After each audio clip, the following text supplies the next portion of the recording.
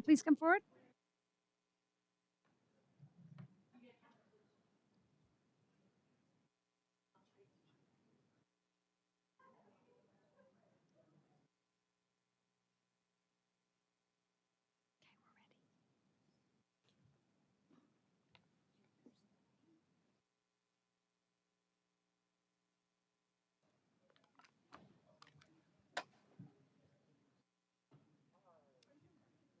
All right, good evening, President O'Brien, members of the Governing Board, Superintendent Finch, and special guests.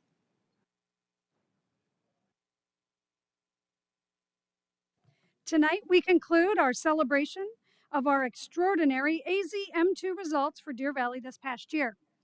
80% of our schools had at least one student with the highest possible scale score in either English language arts or math.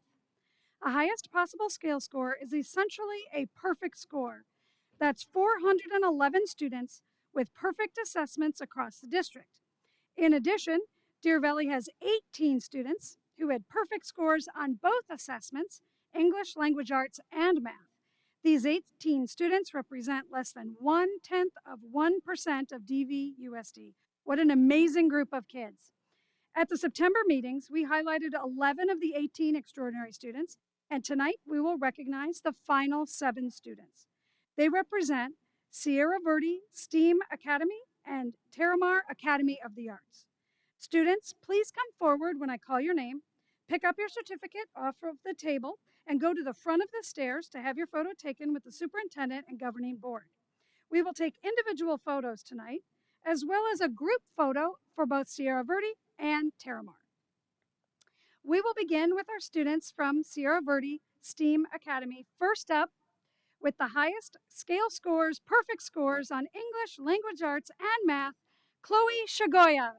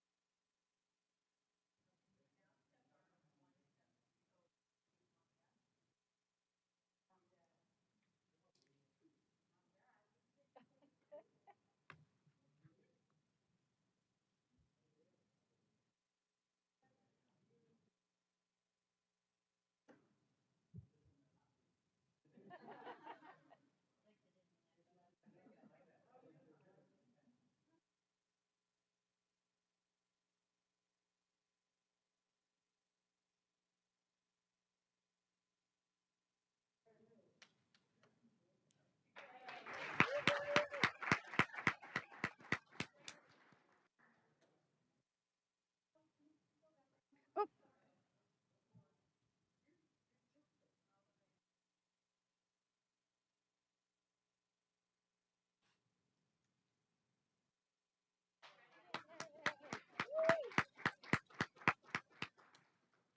next up, with perfect scores on AZM2 English, language arts, and math, Reese pulls up.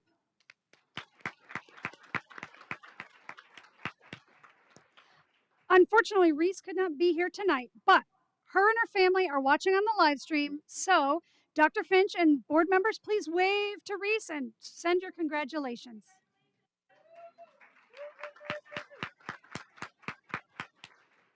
Congratulations, Reese. Next, our next student to receive highest possible scale scores on English, language arts, and math, Dax Powers.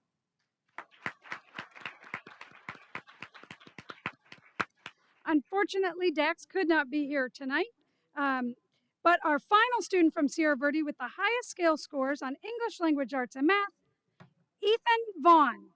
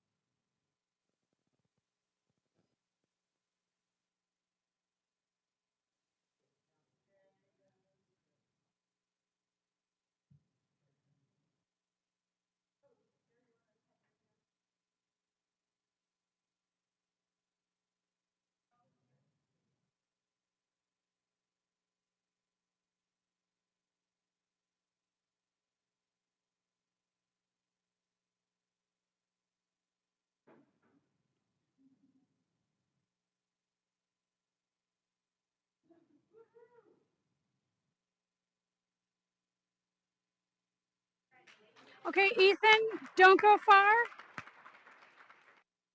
Ethan, don't go far. Will all the Sierra Verde STEAM Academy students come forward for a group photo?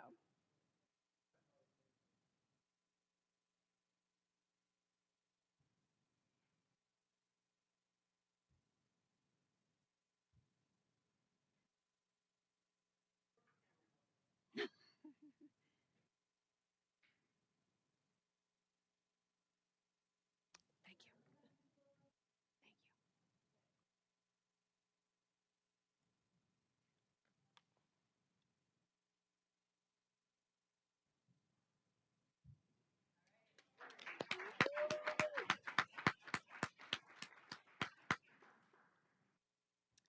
Our first honoree from Terramar Academy of the Arts has been honored for achieving the highest skill scores on English language arts and math 3 times in her short career as a student. So 3 times of congratulations goes out to Terramar's Marlo Doctor.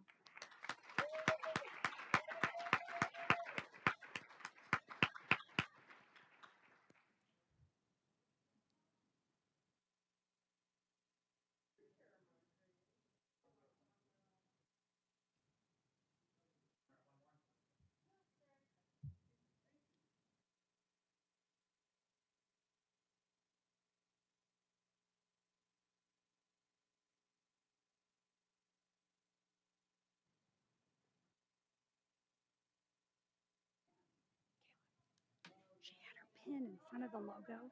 She had her pin in front of the logo. Can you do it without that?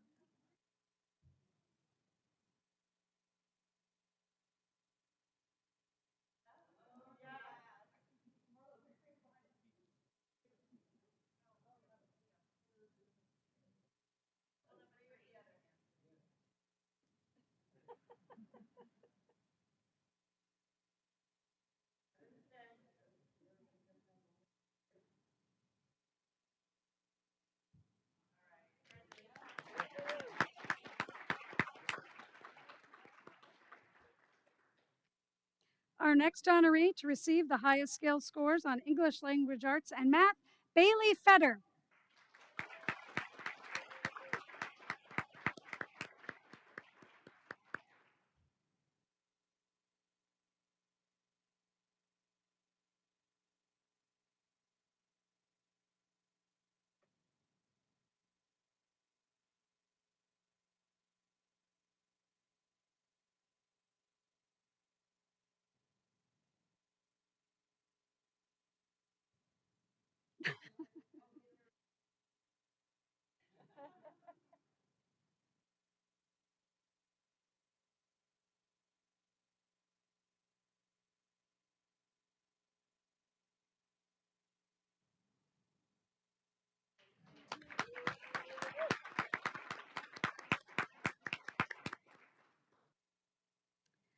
The final honoree, who last year attended Terramar Academy of the Arts and is now a freshman at Sandra Day O'Connor High School, congratulations on receiving perfect scores on English language arts and math, Sarah Vaughn.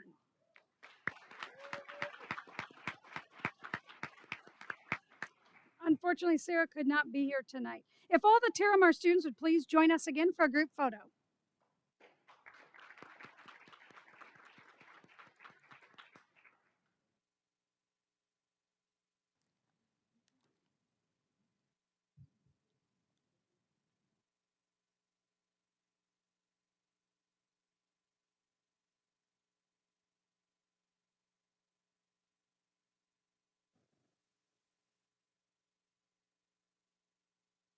Oh, wait, wrong background.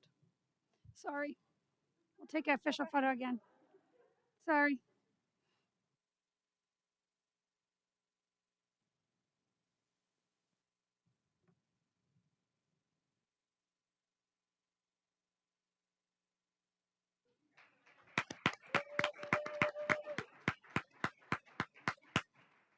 All right, we have now honored all 18 of DVUSD's AZM2 highest scale score recipients.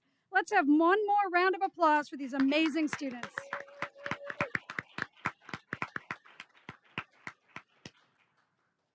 For our next recognition, please welcome Director of Organizational Improvement, Dr. Paula Chunas.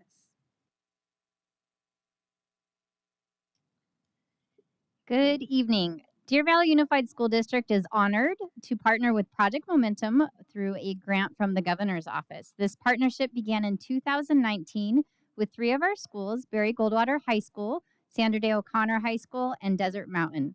These principals are here today to join in this recognition. Since 2019, we have been honored to add the rest of our high schools and 4 additional elementary schools to this grant. Under the leadership of Dan Paris, Project Momentum has provided a framework for these schools to engage in the work of the PLC, or Professional Learning Community process. The grant also provides planning time for teachers in the summer as well as throughout the year, and principal partners who mentor DVUSD principals in their next steps along the journey. Thank you to Project Momentum and the Governor's Office for this extraordinary opportunity. At this time, I'd like to welcome Dan Paris to say a few words.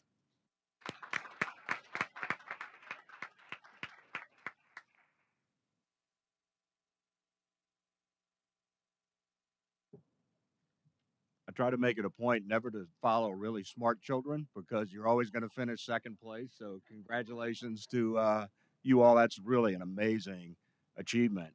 And what Project Momentum has been committed to for throughout its duration is improving the outcomes for kids. And I remember coming here almost 4 years ago to talk about what was in the model as Paula has described and the opportunity that Deer Valley would have. And I'm very proud to have our founding principals that are here with us because I'm here to accept the recognition on behalf of them. Because the Deer Valley teachers, the principals, the central office people that made this possible, they did all of the hard work. Uh, Through the unique public-private partnership to support this work, which provides teachers with fair market compensation and additional time to front-load instructional tasks during the summertime and other periods, to receive additional training aligned with the project model, and to work together as teams in a collaborative effort to improve teacher practice is really the heart of it. And through the unique public-private partnership from the governor's office and philanthropy that exists in your community over that time, this time period is added over $3 million to support this work in Deer Valley. And when I look back now and look at the results that you've achieved as a system, which is evidenced by many of the kids that you see in front of you, Deer Valley has done an amazing job, and I'm confident that they're going to carry that work, that you all will carry that work into the future and serve as a role model for other systems in Arizona and around the country. I applaud Dr. Finch's work with professional learning communities. This structure aligns very well with that. So thank you for having me. Thank you for recognizing the work of your folks to do great things for kids, and keep it up.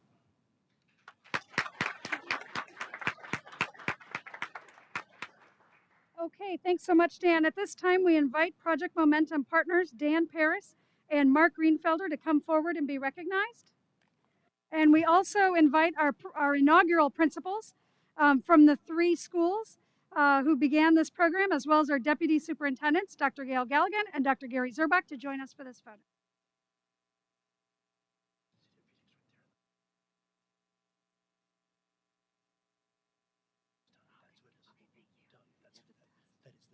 Thank you.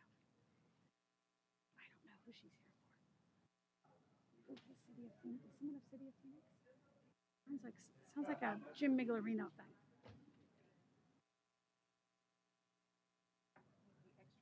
Here. Yeah, you know what? Are they one of those 2?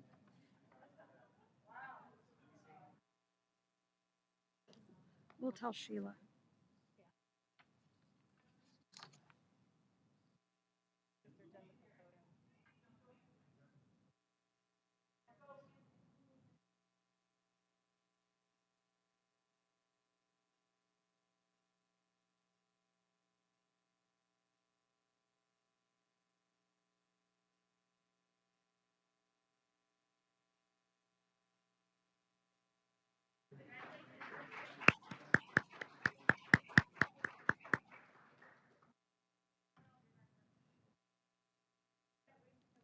Thank you, Project Momentum. But wait, there's more. We have 3 additional awards that we would like to present to our governing board members tonight. The Arizona School Boards Association recently recognized DVUSD board member Jenny Paperman with the Certificate of Orientation Award. This award recognizes completion of ASBA's new board member orientation program. Congratulations to board member Jenny Paperman on receiving the Certificate of Orientation Award.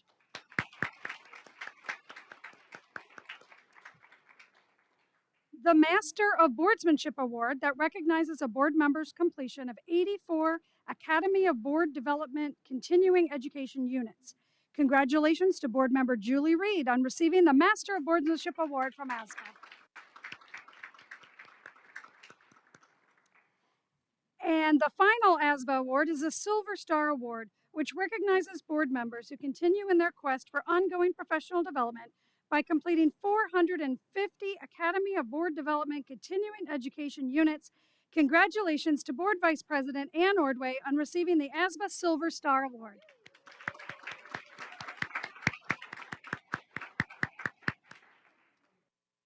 And it comes with a pin. Our board members didn't know that was coming, so a little surprise for them. Congratulations. And our regularly scheduled board meeting begins at 7. Thank you.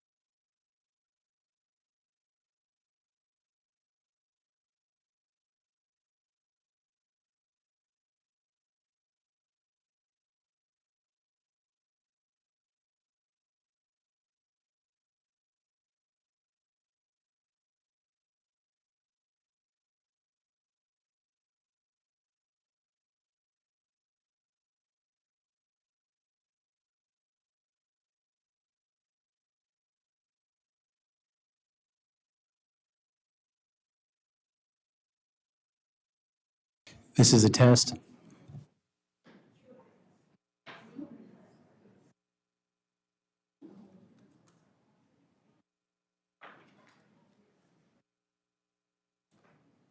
Oh.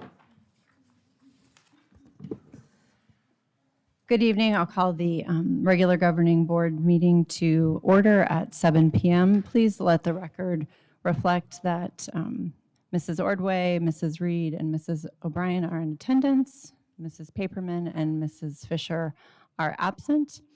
And if you would please join me for the Pledge of Allegiance and then a moment of silence.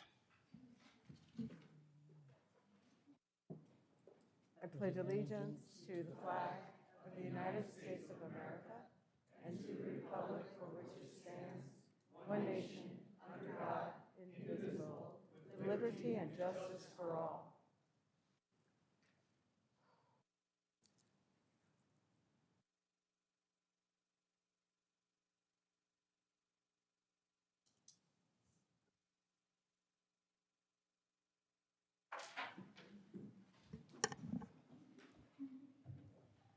Can I have a motion to adopt the agenda? So moved. I second. All those in favor, please say aye. Aye. Aye. Any opposed?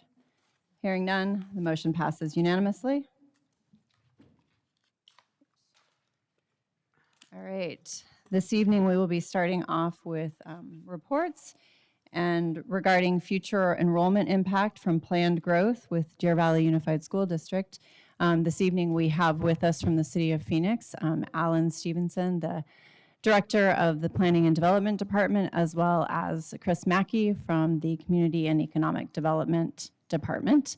And we will turn it over to them. Welcome and thank you. Thank you, President O'Brien and members of the board.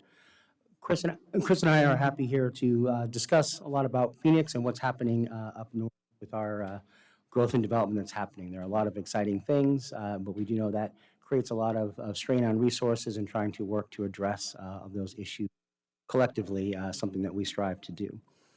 So Phoenix, just by sheer numbers, 517 square miles, 1.7 million residents, the fifth largest city in the United States. We have been the fastest growing city in the nation 5 years in a row, and overall in the last decade, also the fastest growing city.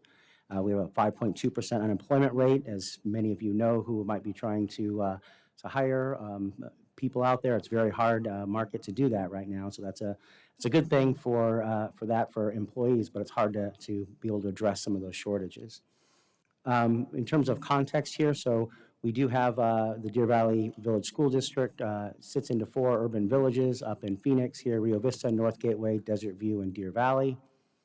You see this is our general plan. And so in starting out here today, we're gonna talk kind of big picture of how we look at things from a planning perspective and development.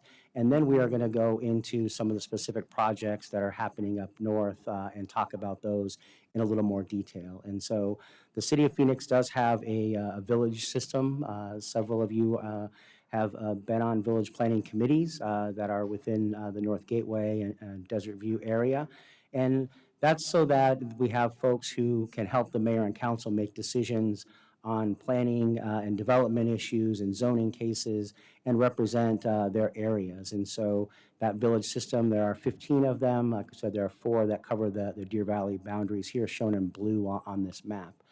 What you're looking at is a land use map of existing and future land uses. And so this is the city's desired land use for the future within areas here. And so you can see all the way on the northern limit up there in red is a little bit north of New River Road alignment. And so the I-17 you can see kind of going just along the edge, all the way up there. You can see that. And this map has a lot of different colors in them. I'm not going to go into all of those different colors and what they mean, but in general, the low density residential is your lighter yellow colors. Going up to the more yellowish, darker colors are more residential. Your darker browns are more multifamily, and then your commercial is your red and kind of gray colors. And then you have your public, quasi-public type uses. Fort and Ben Avery shooting range are 2 notable ones up here on the screen. So when you look at the general plan, that's what the city uses if somebody was to come in and try and say, this is what we'd like to develop, on our parcel. The city looks at that general plan that was adopted by the mayor and council and ratified by the voters in 2015. And so that's that future land use guide. And when they want to come in and develop something, we look at that general plan to compare any zoning changes the general plan would allow. And so zoning is a tool that the city controls. It's up to the mayor and council to approve zoning changes. They do go through a significant public hearing process. As part of any zoning case and general plan amendment, we do require applicants to work with the community through various significant public outreach process that's much more stringent than state law requires, as well as working with other jurisdictions who have some impact, based upon those proposals. So reaching out to utilities like APS or SRP if they're in the area, reaching out to school districts, those kinds of things to discuss that. And then it goes through a significant public hearing process that includes that village planning committee, planning commission, and ultimately the mayor and council make those final decisions on those changes. So you see, up in here, this area is, kind of a generalized map, and you see from a zoning perspective, you had a lot of yellow, which means you've got a lot of lower density residential.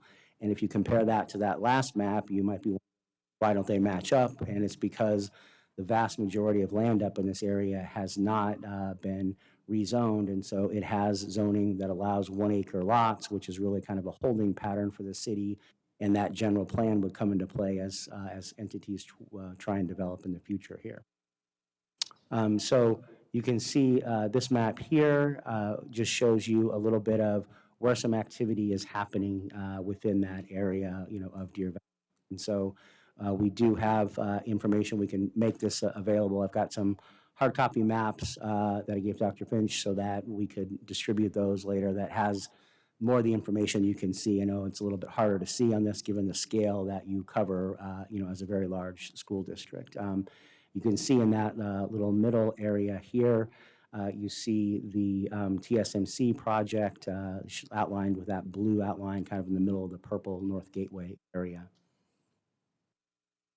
So this is what's happening in terms of where the development activity is taking place within the city of Phoenix in this area. Again, you see that outline of which is Council District 1 and then the Deer Valley School District boundaries.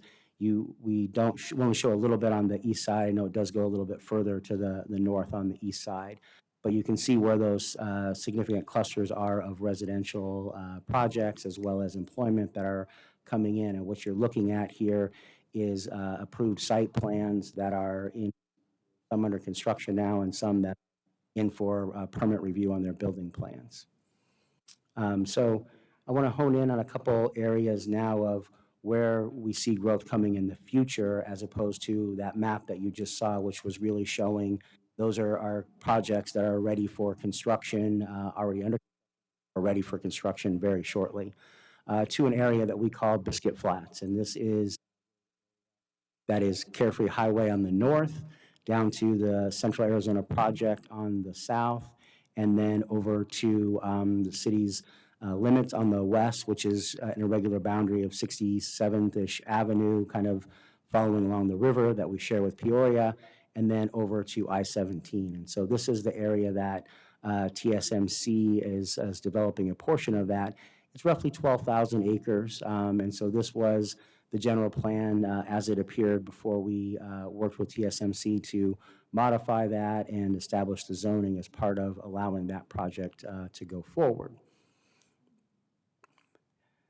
So this is the TSMC project site, which is the Sonoran Oasis Science and Tech Park. And so this is an area that we worked with the State Land Department, with TSMC, with our Community Economic Development team, as well as a host of others that Chris can talk about to land what is the largest private investment, of development within the state of Arizona. And so Chris will go into a little bit more details on that in a few minutes, but right now we continue to see really strong private sector interest in also locating within this area, really along that I-17 frontage going in there. We are working on master plans for the whole area from an infrastructure point, as well as some marketing partnerships and further infrastructure investment with those private interests who are wanting to develop within the area. This is the area that is known as South Biscuit Flats. And so this is, you see the 303 freeway on the north as the kind of boundary right here. And then you see the CAP canal shown as in blue here. And you see some various colors on the map that are outlining where the Sonoran Preserve areas are, as well as where some hillside areas are. So the deeper red are the more steep slope areas, and the yellow has some slope to it as well. And so that's an area that we do expect there to be additional growth and development coming in a few years down the road for the Biscuit Flats area, because this area is controlled by the Arizona State Land Department. The State Land Department is required to sell their land to raise money for educational uses within the state of Arizona, to pay for education and several other beneficiaries of the trust. And so what we are looking at right here is the work that we will start to do with them to continue on from a planning standpoint about land use, open space preservation. Will include discussions about, streets, other infrastructure that would go in there, parks, work school district as well, to continue to have discussions with them, as well as the State Land Department. President O'Brien has convened meetings with the State Land Department and with staff, and Dr. Finch and his staff, to have discussions about schools up in this area. And so this is one of those future growth areas where there will be some development that will come, sometime, but at this point we're still very early in that, process with them. But I did want to put it out there as that's where we would anticipate some growth coming. It's not imminent compared to those other dots you see of those are projects that are very much in the pipeline. These are ones that down the road will be coming forward. So the other area that we wanted to touch on, quickly, that is within the Deer Valley School District area is to the east side of I-17. So you see on this map, I-17 is shown in the east. This blue area is an area where we have a significant number of multifamily requests, some the kind of the single-family looking apartments that are popular today. Others are your more traditional, 3- and 4-story apartments, and some townhomes in between there. And so it's about 1,700 units overall that are looking at in this area. By way of further reference, the W.L. Gore facility is just a little bit to the kind of north and east of the blue area where you're seeing on this map. And so as you would come over the Sonoran Drive, which is the Loop 303, that's where you would see this area with some significant residential development that is proposed in that area coming forward. So we talked a little bit about kind of the general plan and what we do, and alluded to that President O'Brien.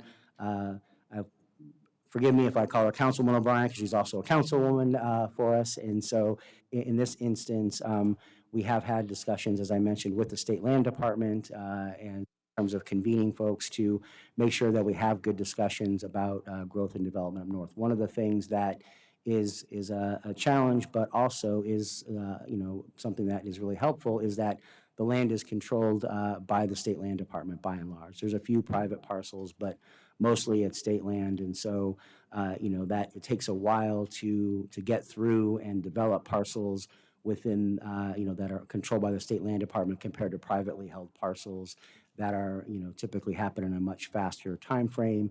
And the State Land Department, because education is one of their primary beneficiaries, they also are a little more sensitive to trying to address some of those school concerns and work through those issues than your traditional private developers who may have 1,000 acres and they've got a timeline to develop, and the city's required to respond in a certain time frame with those.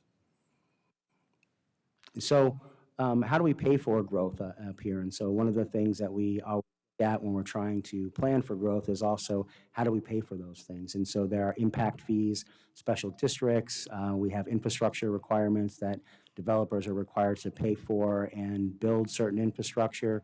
And we do enter into development agreements at times to address some of those infrastructure items as well.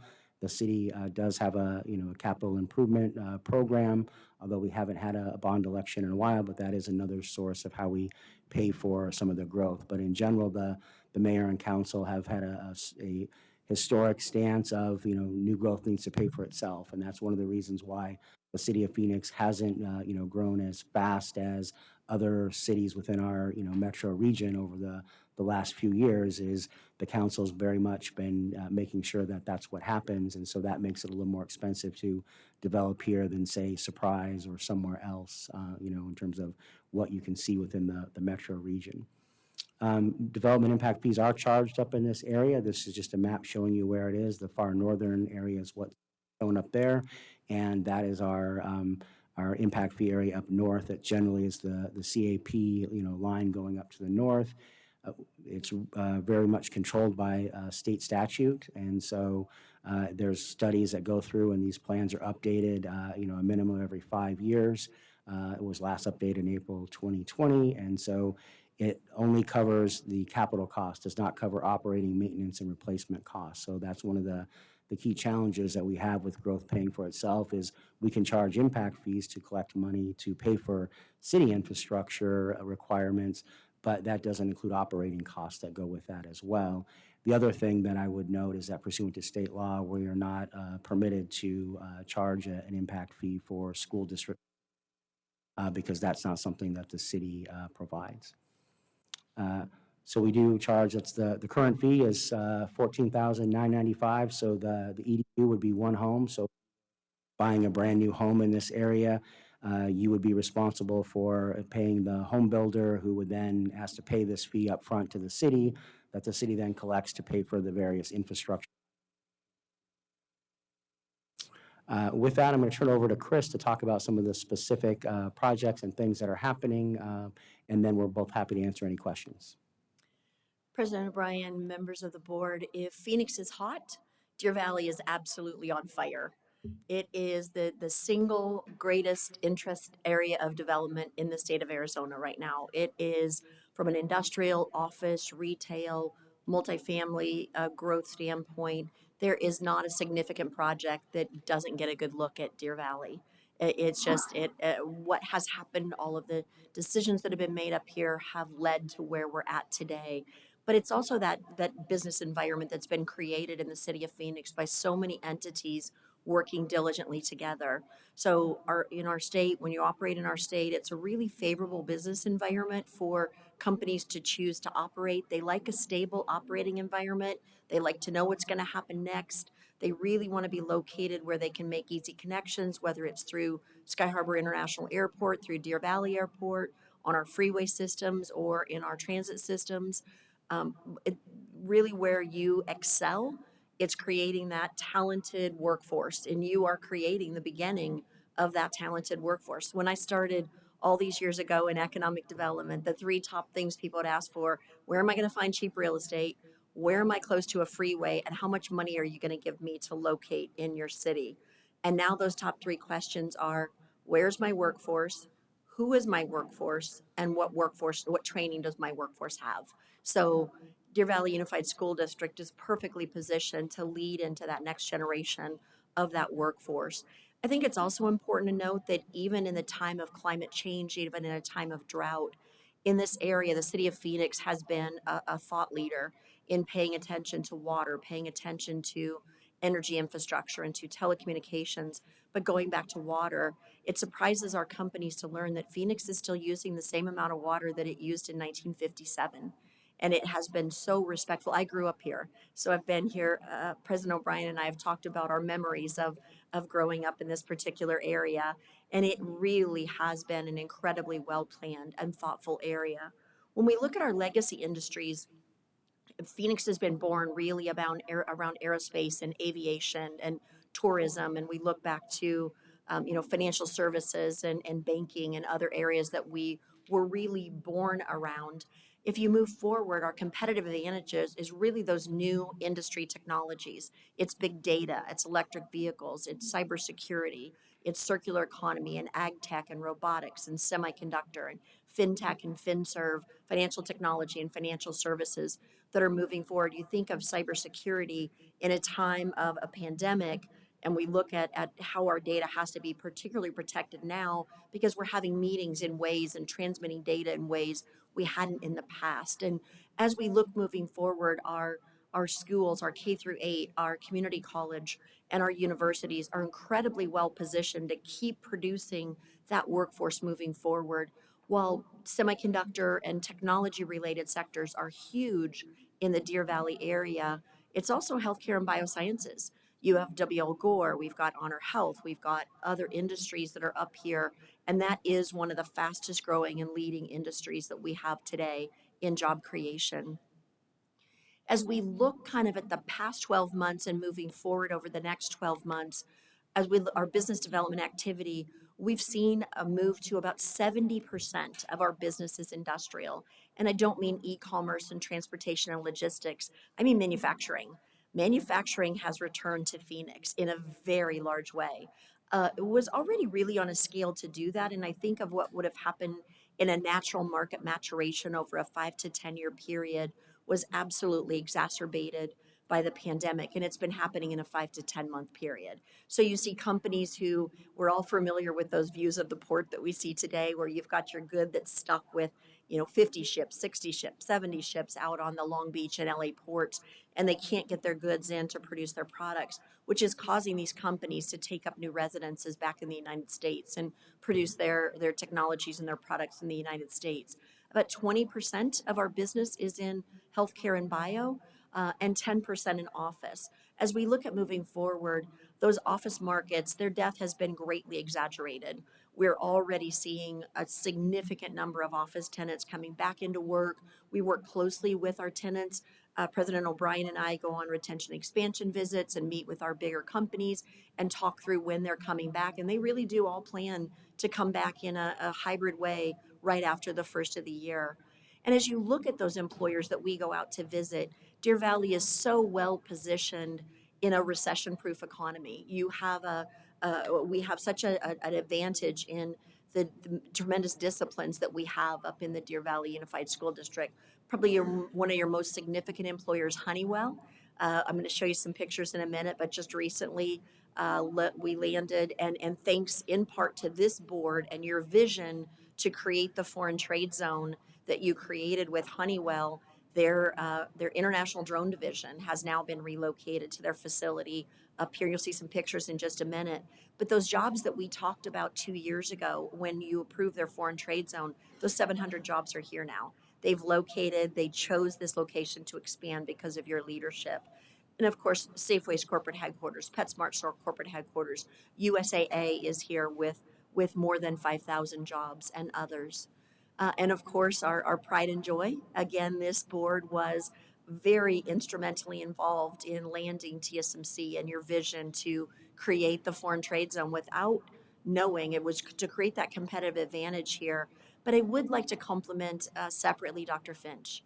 So he spent a lot of time with the executives that were here with Taiwan. He spent a lot of time with the suppliers that were here and their executives, making them feel comfortable about who was coming and how the school district would handle the integration of the individuals coming in from Taiwan and their families that were coming with them. And he has had innumerable calls with principals and with families and leaders in HR from TSMC and their suppliers to bring their children into the school district. So Dr. Finch, you were instrumental along with our team and Alan's team in bringing them here. So I really would like to publicly thank you for your work.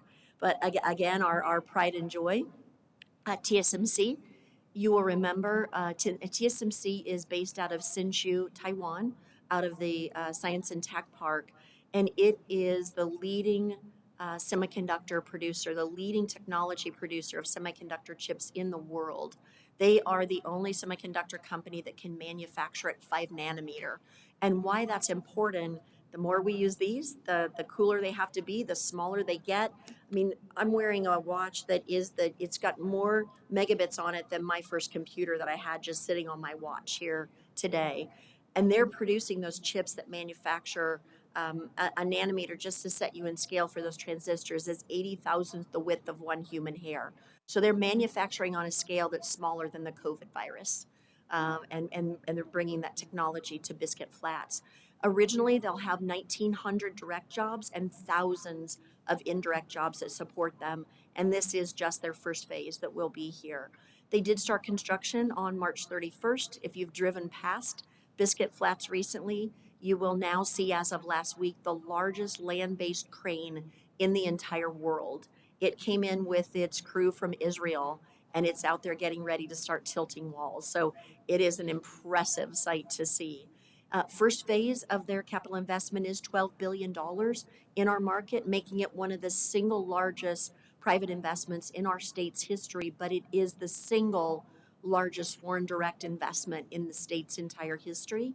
And in 2020 was named the largest capital investment in the entire country.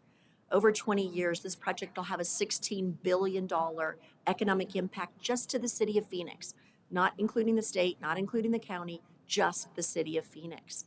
When I visited with you, board members, you'll remember TSMC was in third place in market cap when you approved their foreign trade zone. I am pleased to tell you, as of the end of September, they've surpassed all their competition. They are now first in market cap. They exceed both Samsung and Intel in that market cap. And as we talked about when we were visiting with you about their foreign trade zone, their suppliers are following them.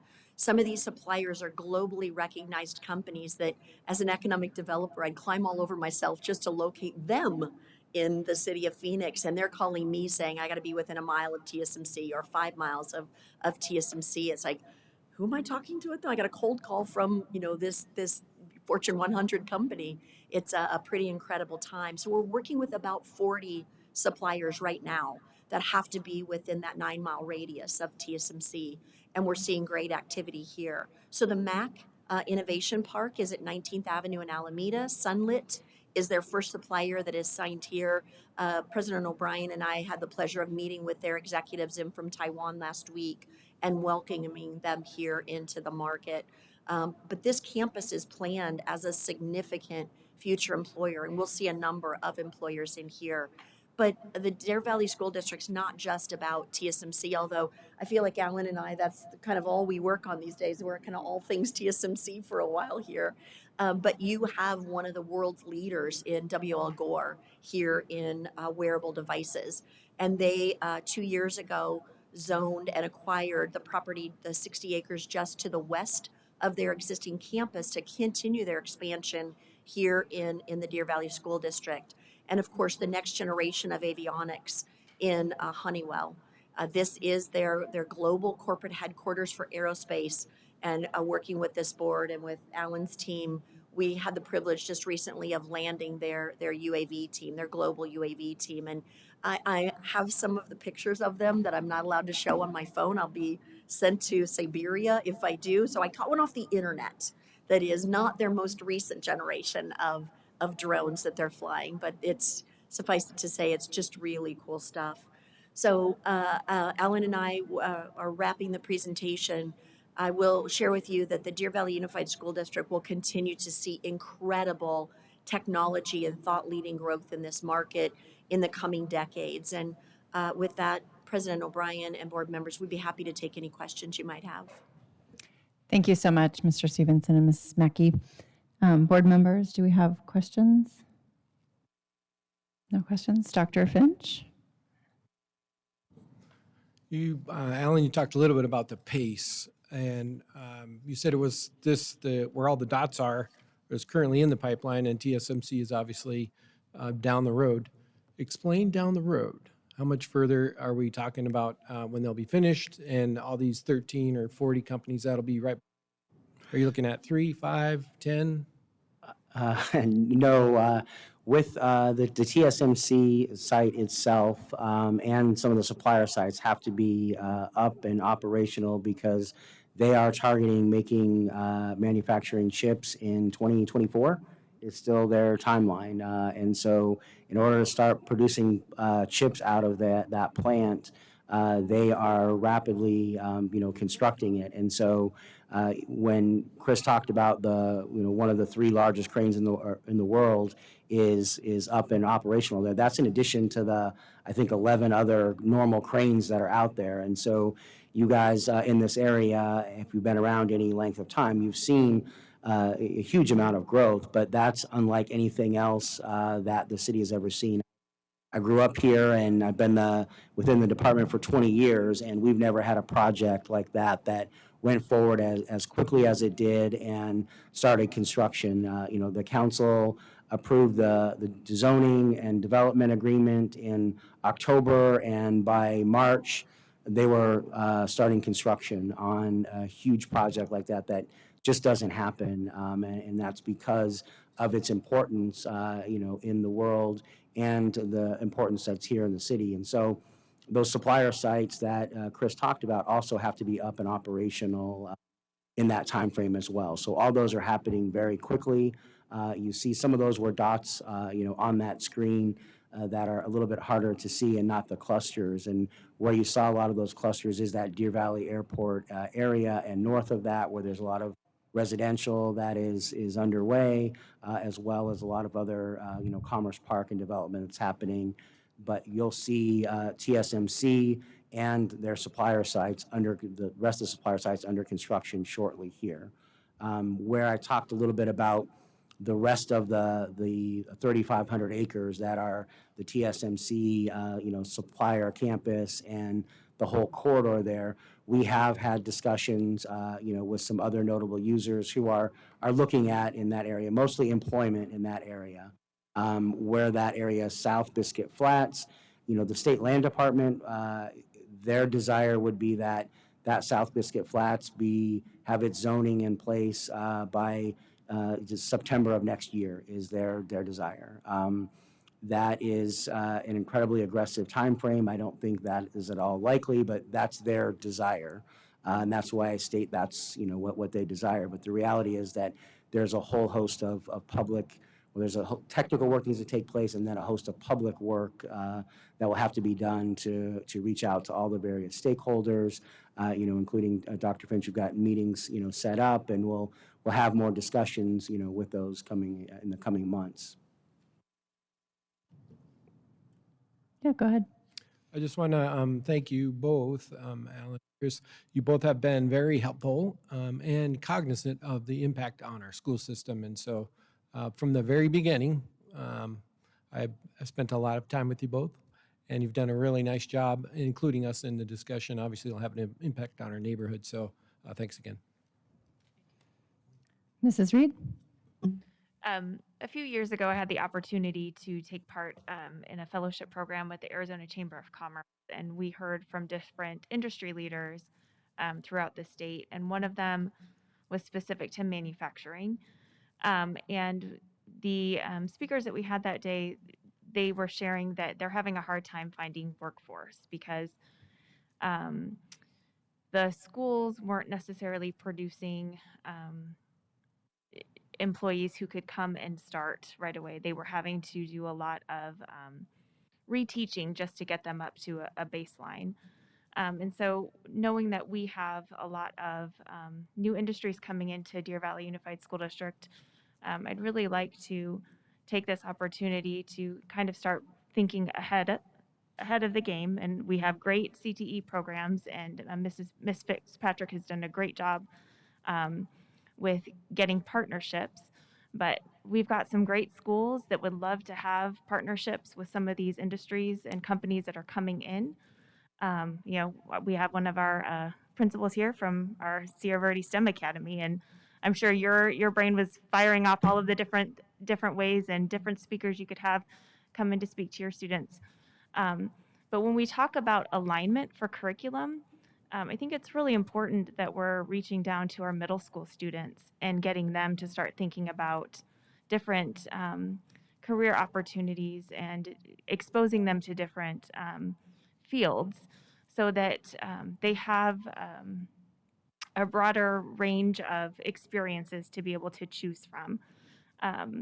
So, Dr. Galligan, I know you're on it, but I would really like to start to have some more of those conversations about how we can start to engage our community and start to create those partnerships and make sure that when everybody comes here into Deer Valley, that we're ready to welcome them with open arms and to provide those learning opportunities for our students and get them prepared for the next step in their journey. Thanks. Thank you, Mrs. Reed. And I'd just like to thank both of you for working so closely with us.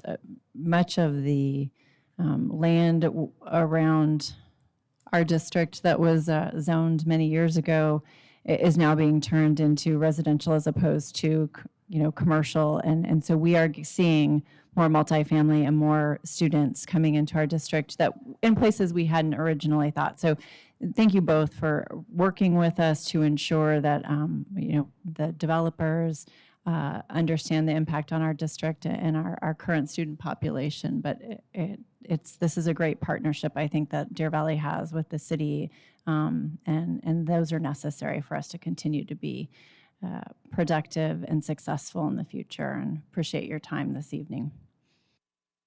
Thank you so much. Thank you.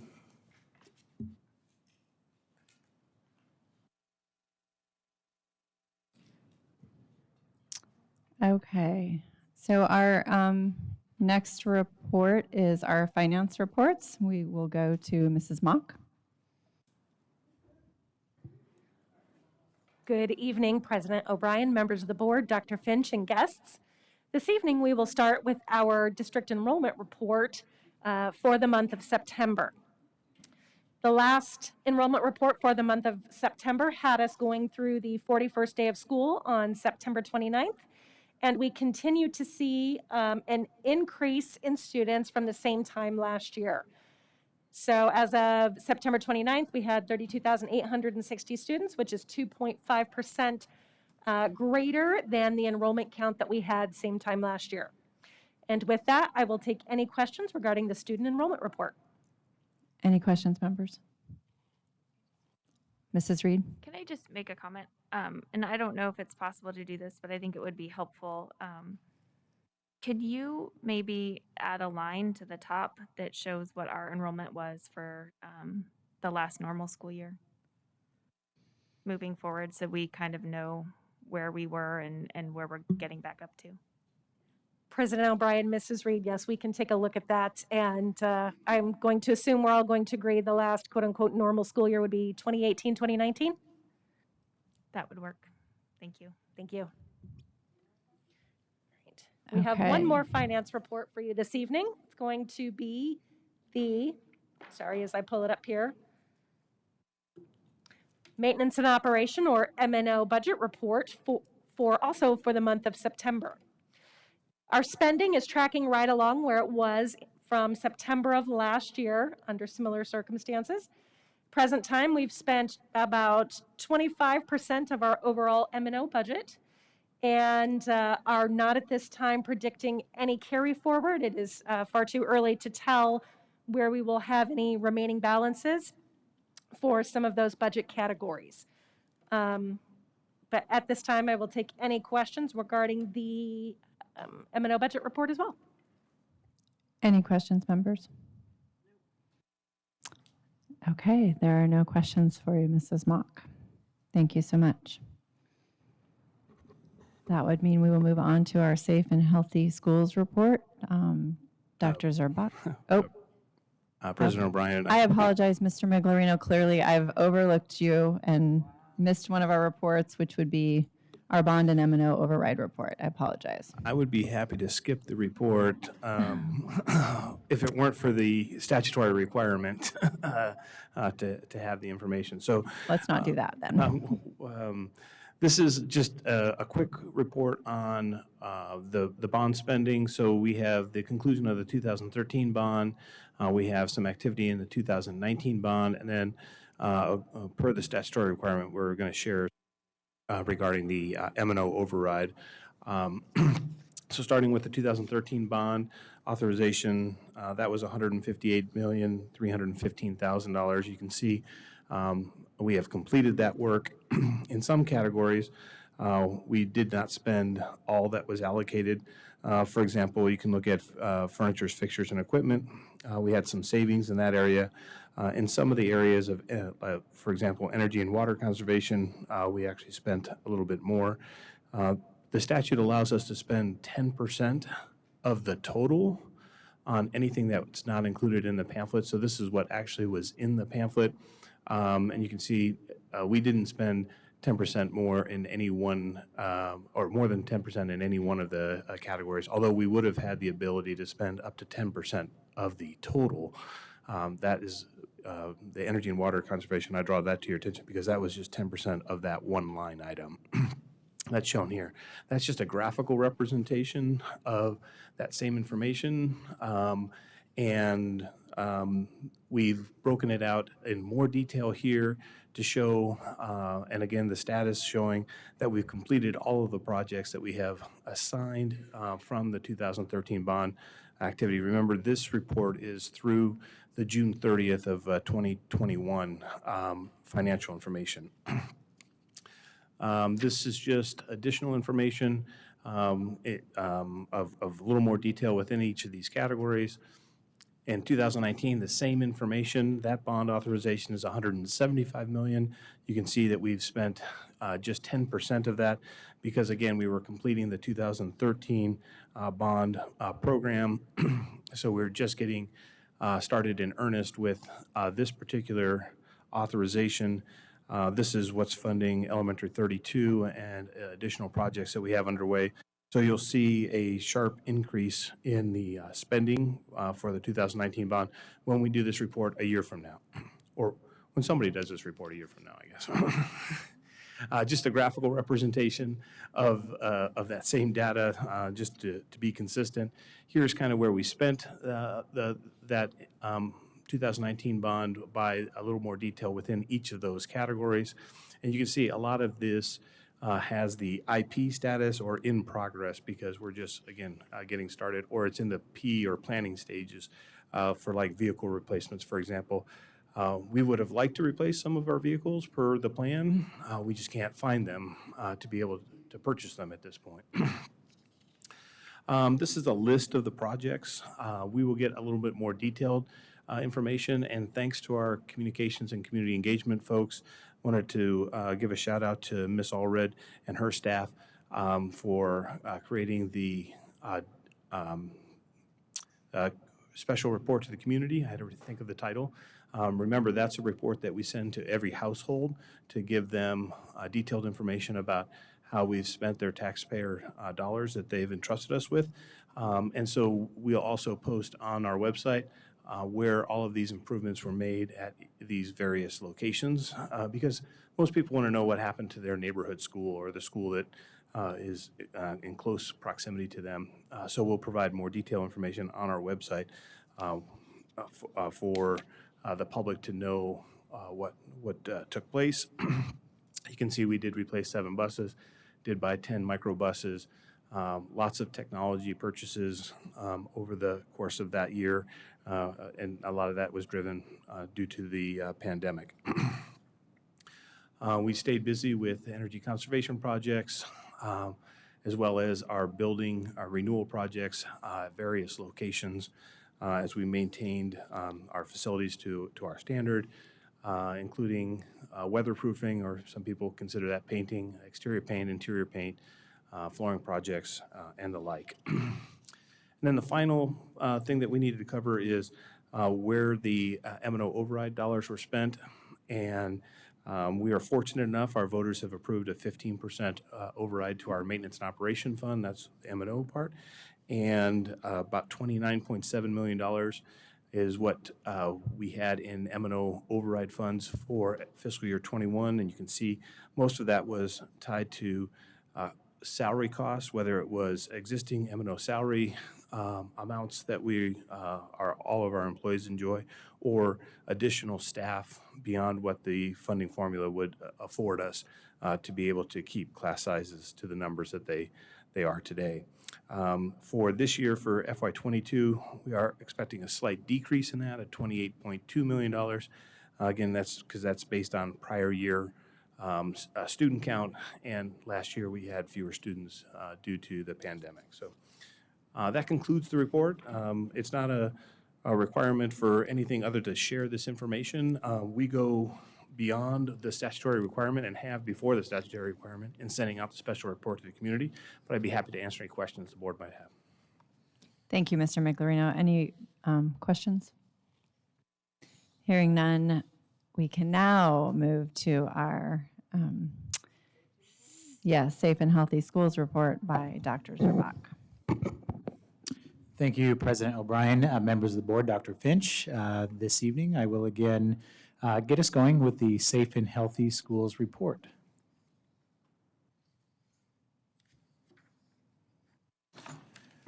Okay, our agenda is very similar to what we have done in the past. We'll talk about some of the statistics, the most recent statistics that we have with respect to COVID-19 and our schools. We will also review some of our testing opportunities and then have some updates from other departments here at the district office. And then we will conclude by fielding any questions you may have after our presentation. Okay, before we jump into some of our statistics, I do want to make sure that anyone who is joining us today, they know that this is National School Principal Month, and it is a month where we recognize the extraordinary work that our principals are doing, the hard work, the dedication that they have been putting in, especially during these very challenging months of the pandemic. Featured here on this slide is our Principal of the Year, Dr. Schwarting, and so she represents the face here of our principals this evening.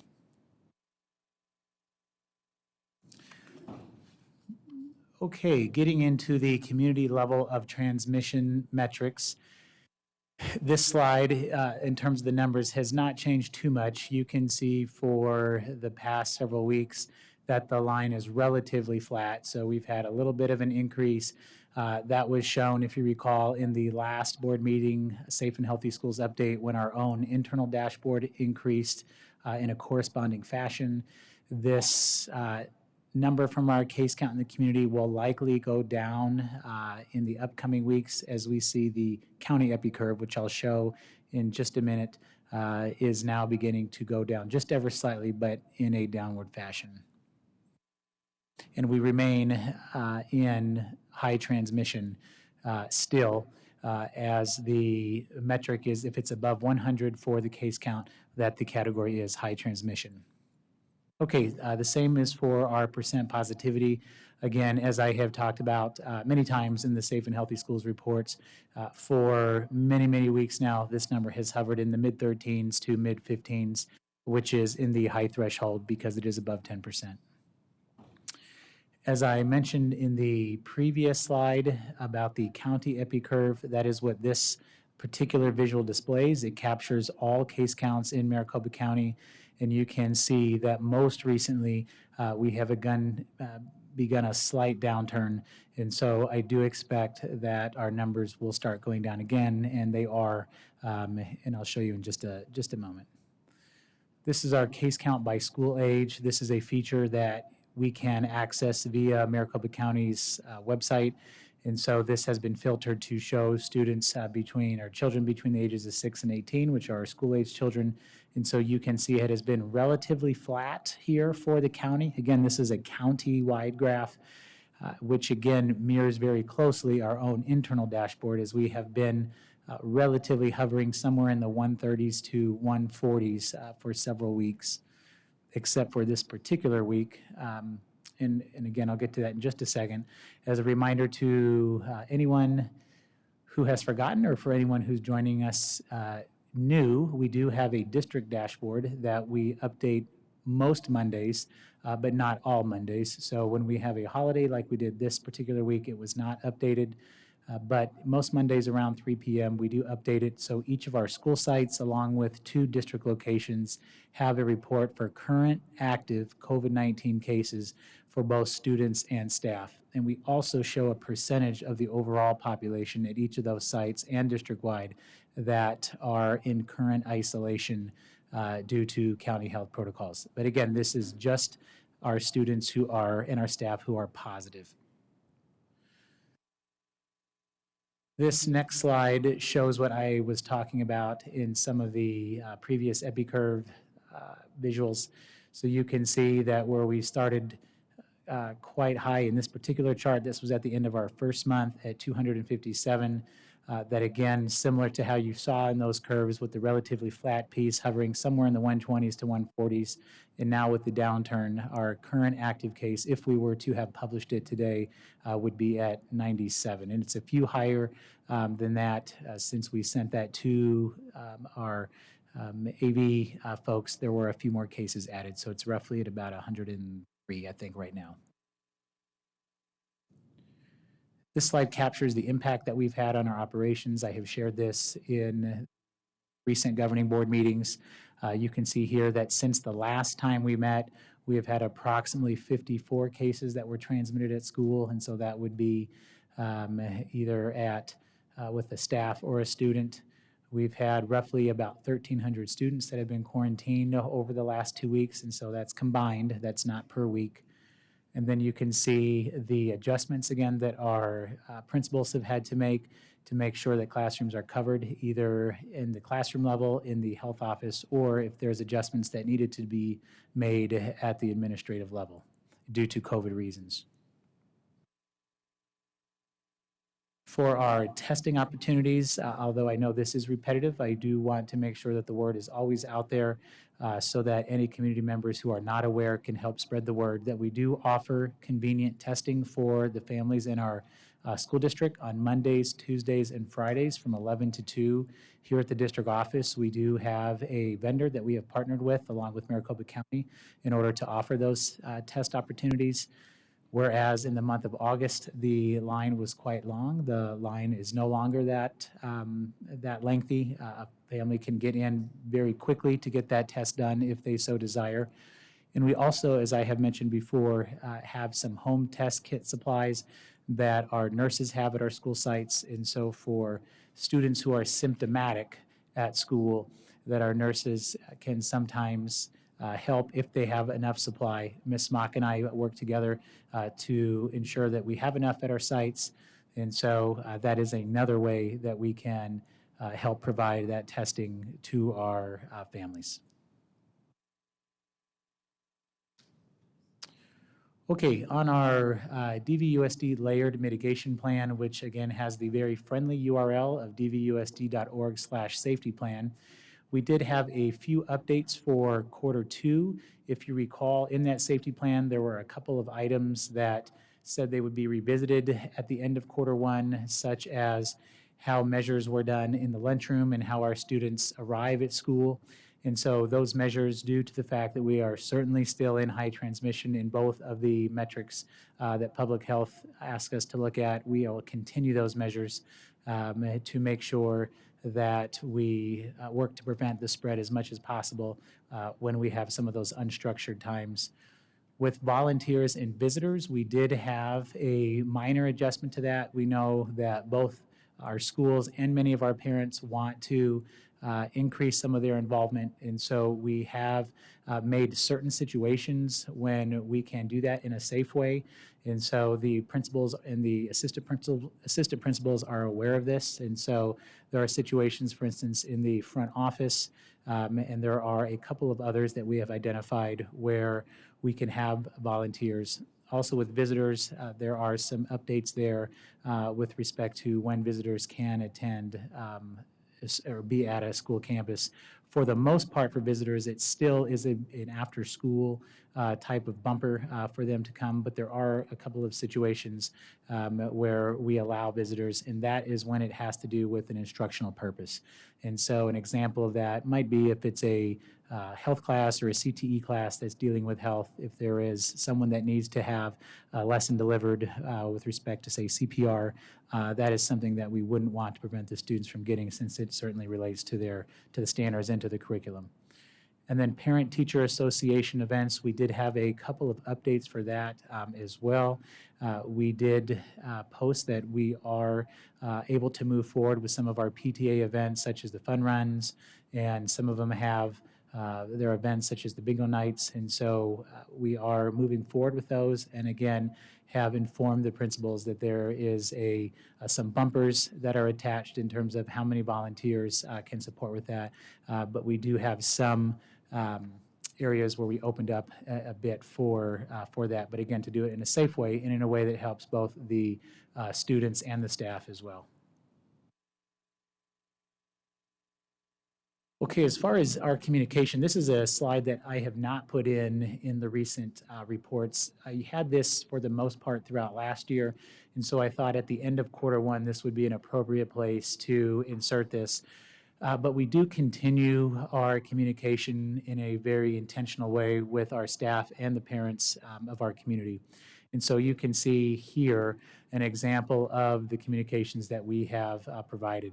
So for instance, for our staff, you can see we've had numerous Monday updates from Dr. Finch. Dr. Finch gives them information, the most recent updates from our different departments. Sometimes that information also goes to the voice. Sometimes it doesn't. It depends on the particular topic. We've also had our Communication Council fireside chats, and that is our method that we use so that any staff member in our district can tune in and hear from any of the 4 deputy superintendents in terms of the most recent updates. Those chats, as you are informed in board updates, are recorded, and they are placed on the portal so that our staff can see those at their convenience as well if they are not able to attend it live. For those that do attend live, it is an opportunity for them to pose questions to us, and they can put those right in the chat for us. We have a Google form where they can submit those questions, and then Gail, Jenna, Jim, and I do our best to respond to those. Sometimes we collect those questions in an FAQ format, and we post those as well to the portal. That doesn't always happen. It depends on the number of questions, but sometimes we do, and we'll continue those in a quarterly basis throughout the year. We also have had a number of meetings with employee association groups or their leadership representatives. Perhaps it might be their president. So Jenna does quite a number of those on a weekly basis. Of course, Dr. Finch does that as well. Jim also checks in, and then I will as well, depending on the topic, as I am sometimes invited to provide particular input on a topic. I also meet with BLT leadership, with our president and our assistant, or with the president and the vice president, and so they pose questions about some of the items, whether it's related to COVID or others, and so we work together to make sure that our folks have that communication. Not listed here, there's been additional memos that both Jenna and I have put out to our staff regarding a variety of topics. But again, these 3 bullet points captured the consistent ones to keep our staff updated. As for our parents in the community, again, we've had a number of parent updates. Many of those were Mondays. Some were on other days at the start of the school year. Right now, we are doing 2 updates a month, and we will continue that until we feel we can either decrease to once a month, or if we need to perhaps switch and increase the frequency, we can do that as well. And so Monica and I work closely together with those updates to make sure that they are both communicated on our website and posted, as well as delivered via email to our parents for that. And then we also have had some parent webinars for our community this school year. Both Gail and I usually do those webinars when we have those. We have had webinars both related to COVID, and then most recently, Gail's division has supported with our grading updates, and so it provided some information to our parents for that. And so we know that through our surveys that we did with the community and with our staff last year, that they very much appreciated the communication. Sometimes we hear from folks that it's a lot that you're sending out, but we would still rather err on the side of giving too much communication for folks and making sure they're informed than not giving enough. And so we will continue with that. Okay, our next slide was a request from the board to address the situation regarding our bus driver shortage. As you are aware, and I am sure that many of our community members are aware, that across the nation there is a shortage of drivers in our public schools. And so with that, I was going to ask perhaps Mr. Miglerino and Mrs. Moffett to tackle this slide. Thank you very much, President O'Brien, members of the board, and Dr. Finch. This is kind of a moving target for us to be able to pin down the actual vacancies. I think that was the question that was posed to share. But we are about 25 bus drivers short at any given time. We need 10 drivers to be able to cover all of the routes. We make that up on a daily basis because it's an all hands on deck situation where all of our supervisors, dispatch, and other transportation staff are also trained to drive buses. Unfortunately, when they're running routes for us, they're not doing their other jobs, so it just makes it a little bit more complicated to run the operations. And we're supplementing that with 10 approved vendors. I've listed them here. Those that are italicized, we did not use in fiscal year 21. First Student Charter and Coach America at the end of the list. Those are relatively new. In fact, First Student Charter is on the board agenda later tonight as an emergency procurement on the consent agenda because we just started to use them. We spent just under $300,000 on charter transportation with those 10 vendors. And then in addition to that, we also have I think a relatively unique situation in which we contract with certified bus drivers with Beeline Bus Transportation to drive our buses. So they're drivers in our buses, similar to the arrangement we have for custodial staff. So we have some custodial staff at our various locations that actually are employed through a third party, Allied Universal. So we spent just under $300,000 with the approved vendors that I mentioned before, and then an additional $56,000 with the drivers that we contracted with for Beeline to drive our buses. We continue to look for bus drivers, and I think the situation is only unfortunately going to get worse before it gets better. We know that some of our neighboring districts are looking at doing pay adjustments. One of them already has significant pay adjustments to bus driver pay. So that's something that we are keeping our eyes peeled to so that we can make some adjustments or at least make some recommendations that the board can consider at a future meeting. Jenna, anything else you want to add to that slide before we hit the? Okay. All right, so good evening, President O'Brien, governing board members, and Dr. Finch. I wanted to share with you some information annually offer to you. You may have already heard, there's been a press release from ASPA. I heard it this morning on the radio on my way in regarding our statewide teacher survey that we put out not only in the fall but also in the spring. This is a survey that we have put together over the last 6 years, and ASPA does do this. Justin over in Mesa facilitates it, and he and I navigate the news release of this particular information. So should the board be interested, we can the details. 145 school districts and charter schools participated. The two most important elements are the next two bullets, that across the state of Arizona, or at least the 145 districts that did report, both charter and public, 25.9% of all positions are currently vacant. And that 55.4%, now this is actually a typo where it says vacant positions, it's actually 55.4% of the filled positions across the state of Arizona are filled with non-standard certification. So really what that means is the state has put together alternative pathways to get your certificate. So there are other types of certificates other than standard. And so though that is helpful, very helpful, what we're seeing is variation in candidates coming to the table when we do vacancy. Our comparison, DVUSD certified stats, this year, 95% of all of our certified positions are staffed. So comparatively, we are doing quite well. That is all certified positions, where the survey that we issued through ASPA is really just looking at teachers. And then that's compared to last year as well. We were at 97% staffed about a day prior at that point in time when we pulled this information.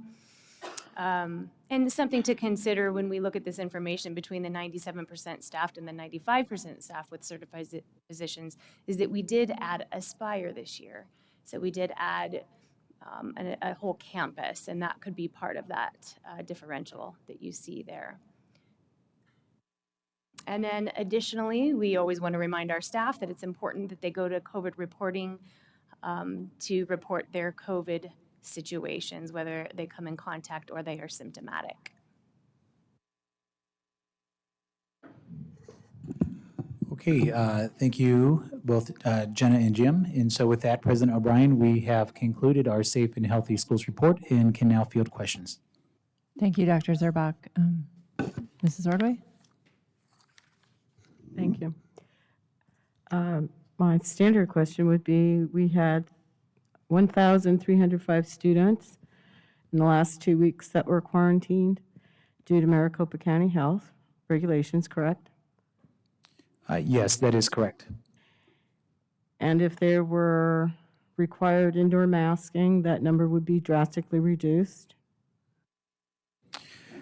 President O'Brien, Ms. Ordway, that number would likely be reduced due to the exemption that Maricopa County allows for, that if both students are wearing a mask, Maricopa County does not require them to quarantine.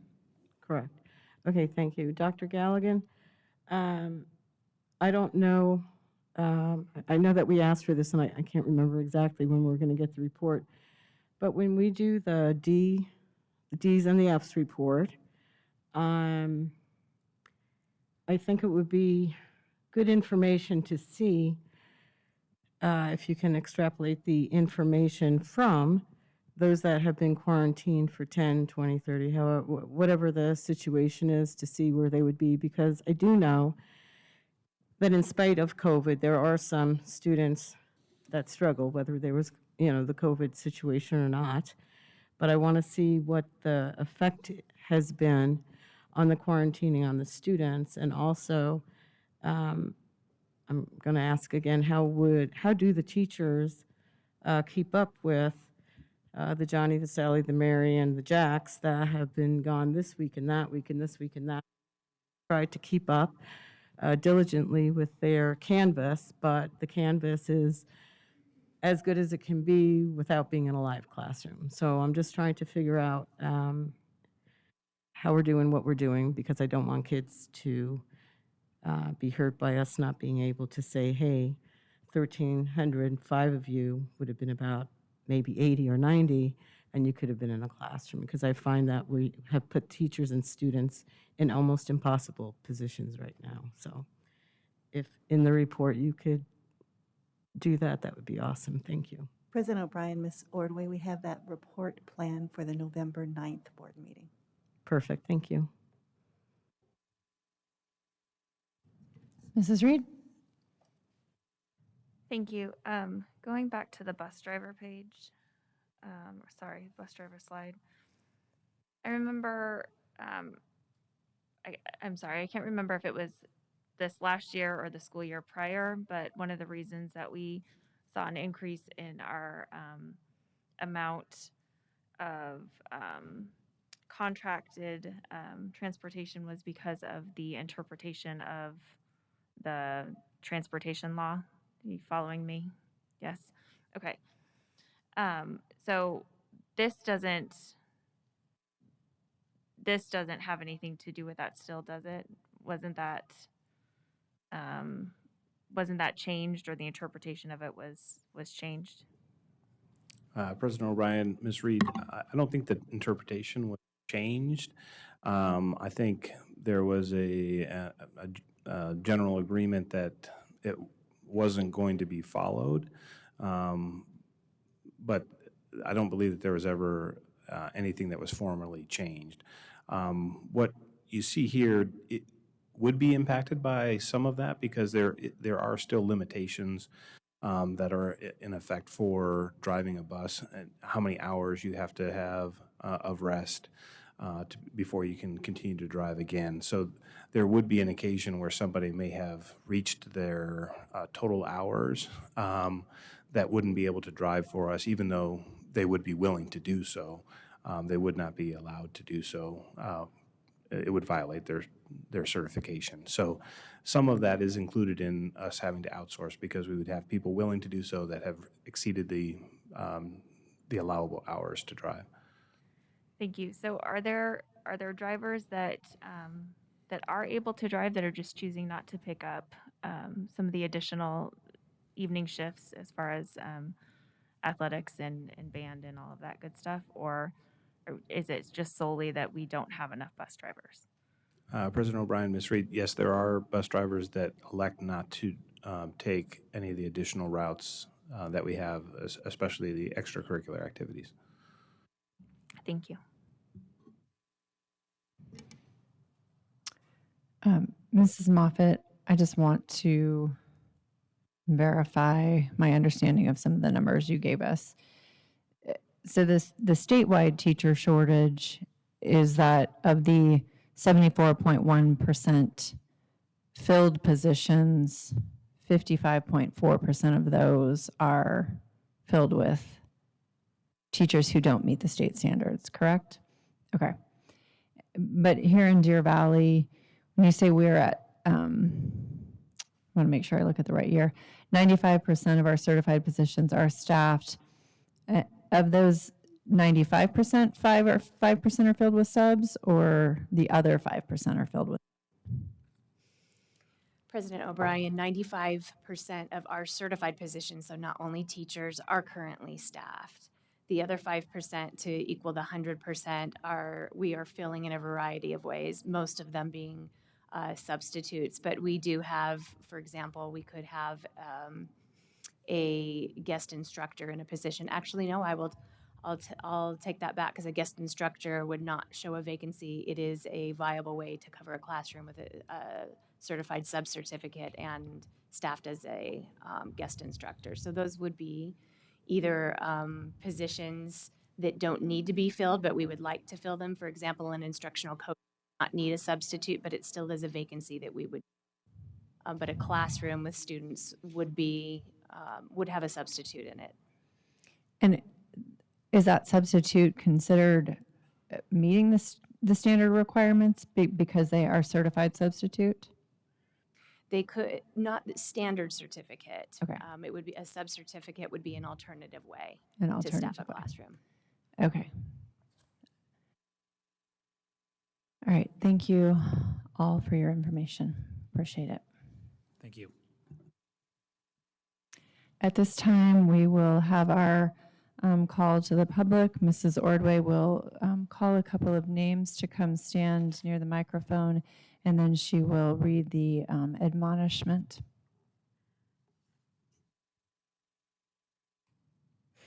What?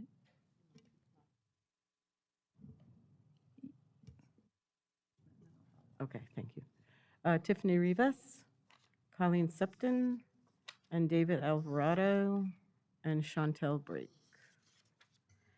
The board invites public comment on the district's business and in general, and on any agenda item in specific. All speakers must observe the rules of decorum. Speakers must fill out a card listing name, address, topic, and hand it to the board secretary prior to the president calling the meeting to order.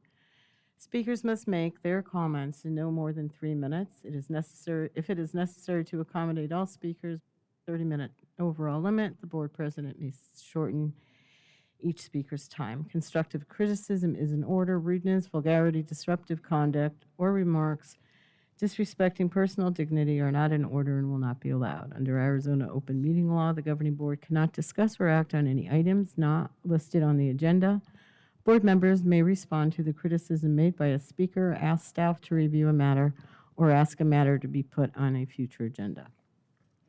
So I'd ask our first speaker to step to the microphone, state your name for the record, and then your time will begin. And just as a reminder to please not use any names.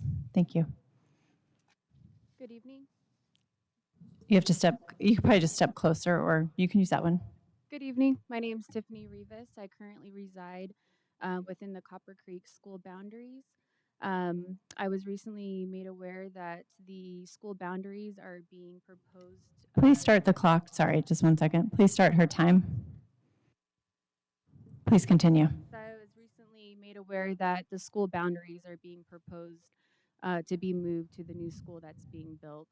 I wasn't at the last meeting, so I do not have the current information that was discussed, but I'm extremely concerned that we will potentially be moving about 4.5 miles north of where we currently reside. We purchased this home 3.5 years ago. We fought, we went through a bidding war, and our number one motivation was to ensure that our young children could be within walking distance of the school. We literally live right around the corner of the school. We do not have family nearby to help get them to school. So potentially them having to go to the new school is concerning to us as we are both working parents. My concern is that the other surrounding areas around the new school could fill that, and it just seems very not helpful to the parents to move the students so far away from their home school. That is my concern. I know that the item's going to be presented later along with the updated school boundaries. So I decided to speak before it was heard to give my comments before the vote on next meeting. And my concern that we will potentially have to either have our kids bus to the new school or figure out some sort of transportation to take them there and back every day when we literally are within walking distance of the school, and we take the opportunity to exercise morning and night and get the kids out and walk them to school, and we won't have that capability if we are moved to the new school when it opens for next school year. Thank you for your comments. Thank you. The next speaker, I'm sorry, could you state what school you were referring to? Copper Creek. Copper Creek, thank you. Hello, my name is Colleen Sutphin. I am here. I am the guardian and granny of David Running Eagle, 8 years old, Lakota Indian, great-great-great-grandson of Crazy Horse. I'm letting you know that a month ago I got a parental permission slip that was supposed to say that I needed to sign off for a survey, a panorama survey that the schools are giving to the children. I've asked for 1 month for the questions. And everybody I've talked to, from Greenbrier to Arrowhead to the people that work with you guys, to Mr. Scott Smith. I remember his name because he has a very unfortunate set of initials. But I am letting you know that nobody seems to know what those questions are. I have emails to prove all this. And I'm also, so I checked it out myself. And the Panorama Survey is a survey you're giving to 7, 8, 9, and 10-year-olds about gender fluidity, sexuality, and racism. Now, you guys send me links showing me that, no, you're wrong, the Panorama Survey is this. But I've got twice as many links showing me of what I'm saying it is.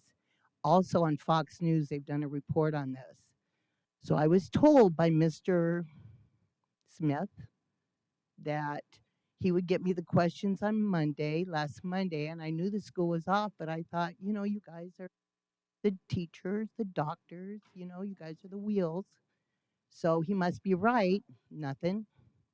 So I had to email him. He said he forgot he was off for 2 days, but that your board said that he had to wait another week to let me know what those questions are. So what I'm saying to you guys, if you guys are so courageous to give these kind of questions to 7, 8, and 9-year-olds and 10-year-olds, I'm 64, big old fat granny right here. You can give me the questions. Let me see what they are. Let me check it out. So, all I'm saying through this is please, I know you guys are a business. I know that the children are not your priority. It's the parents' job to watch their kids. And the parents are being put on notice too, because the parents are signing these permission slips without even looking to see what they are. We're all being put on notice. Somebody needs to step up to the plate and let me know what these questions are. And I'm asking you also, who's going to administer these? Because if you do give these questions. Thank you for your comments, ma'am. Dr. Finch, will you please make sure that she gets a copy of the questions and ensure that we also have a copy of those questions in the board report this Friday for us all to see. Yep. Thank And they'll you be so much, posted ma'am. They'll be posted online as well. Thank you for your comments, ma'am. The next speaker will step up to the microphone, state your name for the record, and then your time will begin. My name is David Alvarado. I'm a community member here in the Sierra Verde Elementary School area. I'm going to read a statement here that was put out by West Valley Parents United. On October 4th, 2021, the U.S. Attorney General issued both a statement and an order for the FBI and nationwide law enforcement to develop new strategies designed to counter America's new threat, the mamas and the papa bears. Since U.S. Attorney General Merrick B. Garland was appointed by Biden, violent crimes have jumped 3%. Human trafficking is on the rise. Migrant encounters at the U.S. border have reached record numbers, and academically, our children are average at best. Yet the Biden administration feels parents have become a nationwide threat, even calling parents terrorists. The real victims here in all this are the children. They have always been victims. Our children have been used as pawns for twisted political games for decades, and parents have finally had enough. COVID-19 has had devastating effects on the world, but with every negative, there is a positive. That positive has been the revelation of massive corruption throughout every inch of our government institutions, and public schools are no exception. And the institution of education has been exposed to the rampant abuse of power, manipulation, and the dismantling of family, religious, and community influence on our generation, on our future generation. This current administration can issue warnings to parents and threaten legal recourse all they want. Parents will never be made silent. Parents have the right and will always have the right to speak out against anything they deem inappropriate or detrimental to their child's well-being. And that is what being a parent is all about. This administration needs to get their act together. I'm not going to read what it says here. Criminal conduct behavior is widespread, but one of the few places where it is not occurring is here at these school board meetings. The voice of intelligence is drowned out by the roar of fear. It is ignored by the voice of desire. It is contraindicated by the voice of shame, and is biased by hate and extinguished by anger. And most of all, it is silenced by ignorance. You know, being an educator myself, I love it when students ask me questions. I don't take offense to questions. And it seems like when parents stand up to ask questions, they're not getting answers. And they need to get answers because it's not going to go away. I appreciate your time. Thank you for your comments. The next, we're going to read a couple more names before the next speakers. You can step up, but just wait to begin. Cecil Spand, Chris DeRoche, Christina Rogers, Heather. Yes, Heather LeMaitre. Thank you. If you could just and Lisa Taylor. state your name for the record, and then your time will begin. Chantal Brake. Okay, so I have 8 kids. My oldest graduated from Boulder Creek in Deer Valley School District, started in kindergarten, so I've been here for the long haul. So 3 kids in high school at Boulder right now, 4 more at Canyon Springs. I wanted to, first of all, I wanted to thank Dr. Galligan hi, for taking time to meet with me after I spoke last time about my son who is a sophomore and is struggling significantly after being mandatory quarantined, because of the contact tracing. Um, I appreciate the question actually that Ann Ordway asked, because I was curious also about numbers regarding how the quarantine is affecting all of these thousands of healthy children that are sent home. And so I ran my own numbers and I wanted to follow up and share with my own son because I was curious. Before he was quarantined, and I did this October 4th, so I haven't done an update, but before he was quarantined, his average grades were at 81%. Not straight A's, but still decent. During quarantine, his grades were 49%. That's a significant drop. Since then, he's at a 68% average for all of his classes. He has 3 Fs. He has not been able to dig his way out of the hole. The principal's been in contact with us, the counselor, his teachers. We are all trying. We are all frustrated. He's frustrated. I'm frustrated. The teachers are frustrated. I don't expect them to go and spend hours with him. What I'm wondering and asking is for solutions for when the kids come back from quarantine, if you're going to continue to enforce it. Private tutoring I looked into this week is $60 an hour. I don't have money to spend on $60 an hour. He has learning gaps that are not being addressed. He can't do the assignments that are building on previous knowledge that he was not there to learn. He didn't have the instructional time to learn that when he was gone. I just learned today that he's being quarantined again. And he can't even catch up. So I'm just really frustrated for him and for all the other kids. This is just one kid, and he got a lot of attention, and I'm grateful for that, but it's not enough. We need more resources. I know there's not enough teachers to go around. There's plenty of private tutors, though. Like if we can get vouchers for tutoring or after school something, I don't know, but there has to be something.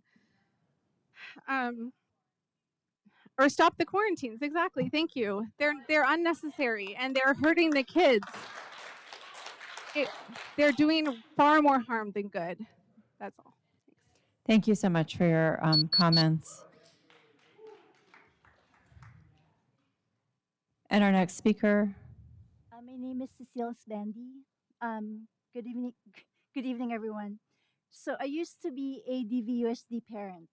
I withdrew my child from Diamond Canyon last year at second grade. After 3 weeks of Zoom, and then I homeschooled her for 2 weeks. Then we found a charter school that would take her in, even with masks, which is not even, let's not go there. I am here because I have a lot of parent friends with kids in the district, and they are not able to speak up for fear of retaliation, so I want to speak on their behalf. At the board meeting on September 14, a district employee had a parent kicked out for not complying with assigned seat rules. Last I checked, we still live in a free country and not in a communist regime, but maybe that's no longer the case. While we respect and follow rules, they should be rules that make sense.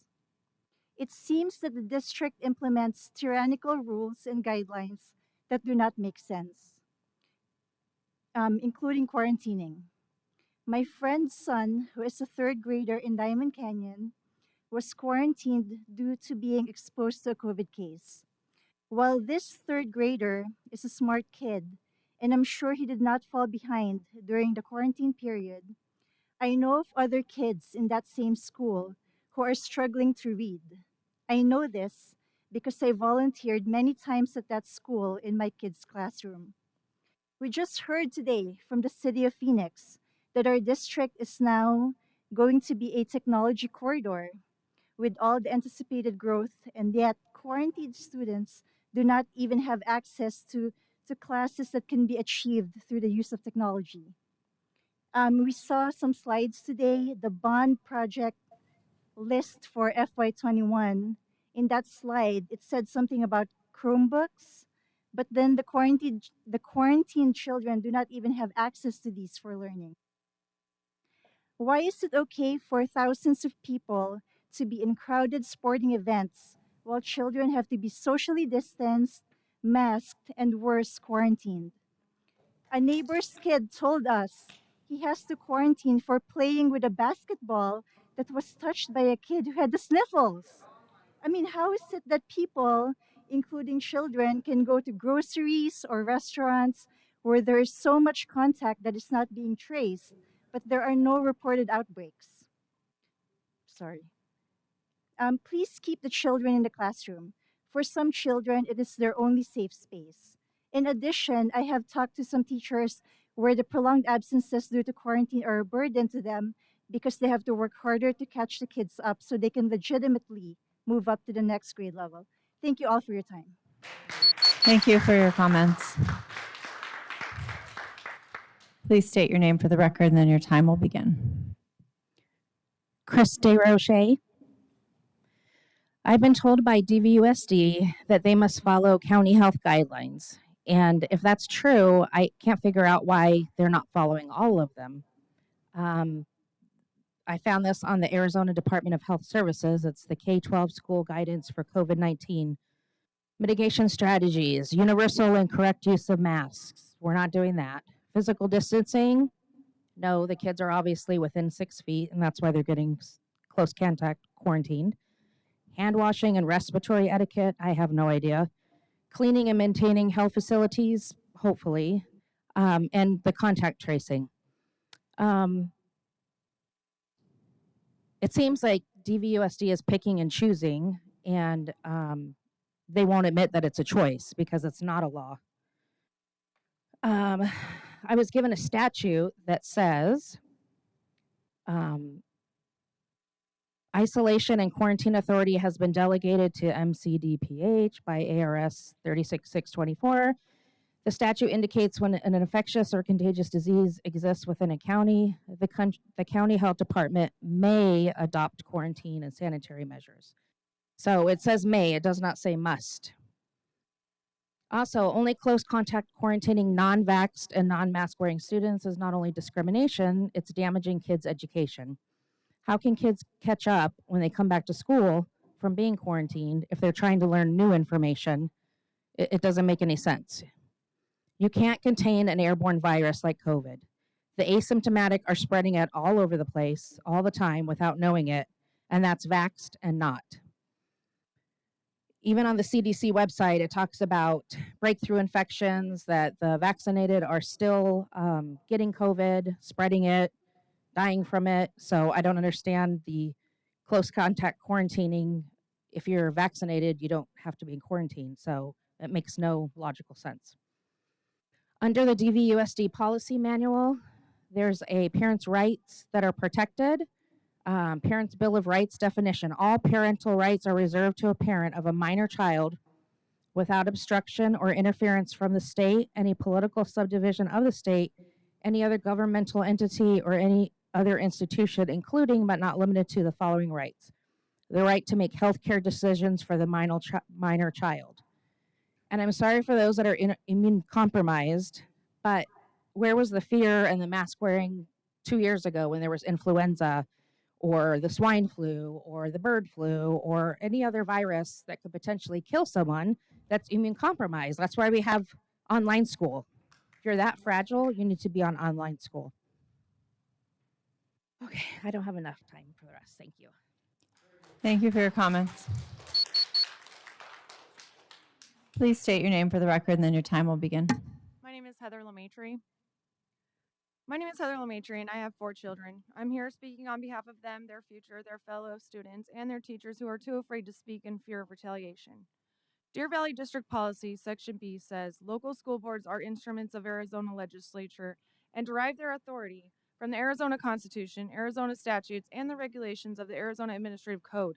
The board shall act as the general agent of the state of Arizona in carrying out the will of the people of this district in the matter of public education.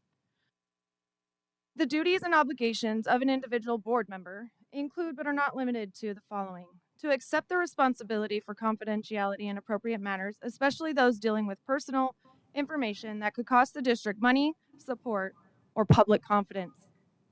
to represent the board and the district to the public in a manner that promotes both interest and support. Deer Valley board members, you are on notice.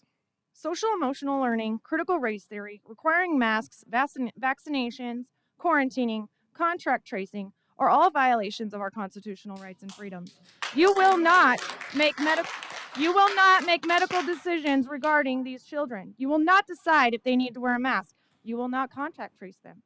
You will not infringe upon their right to life and liberty. You will not infringe upon their freedom of opinion and expression. And you will not infringe upon their right to an education.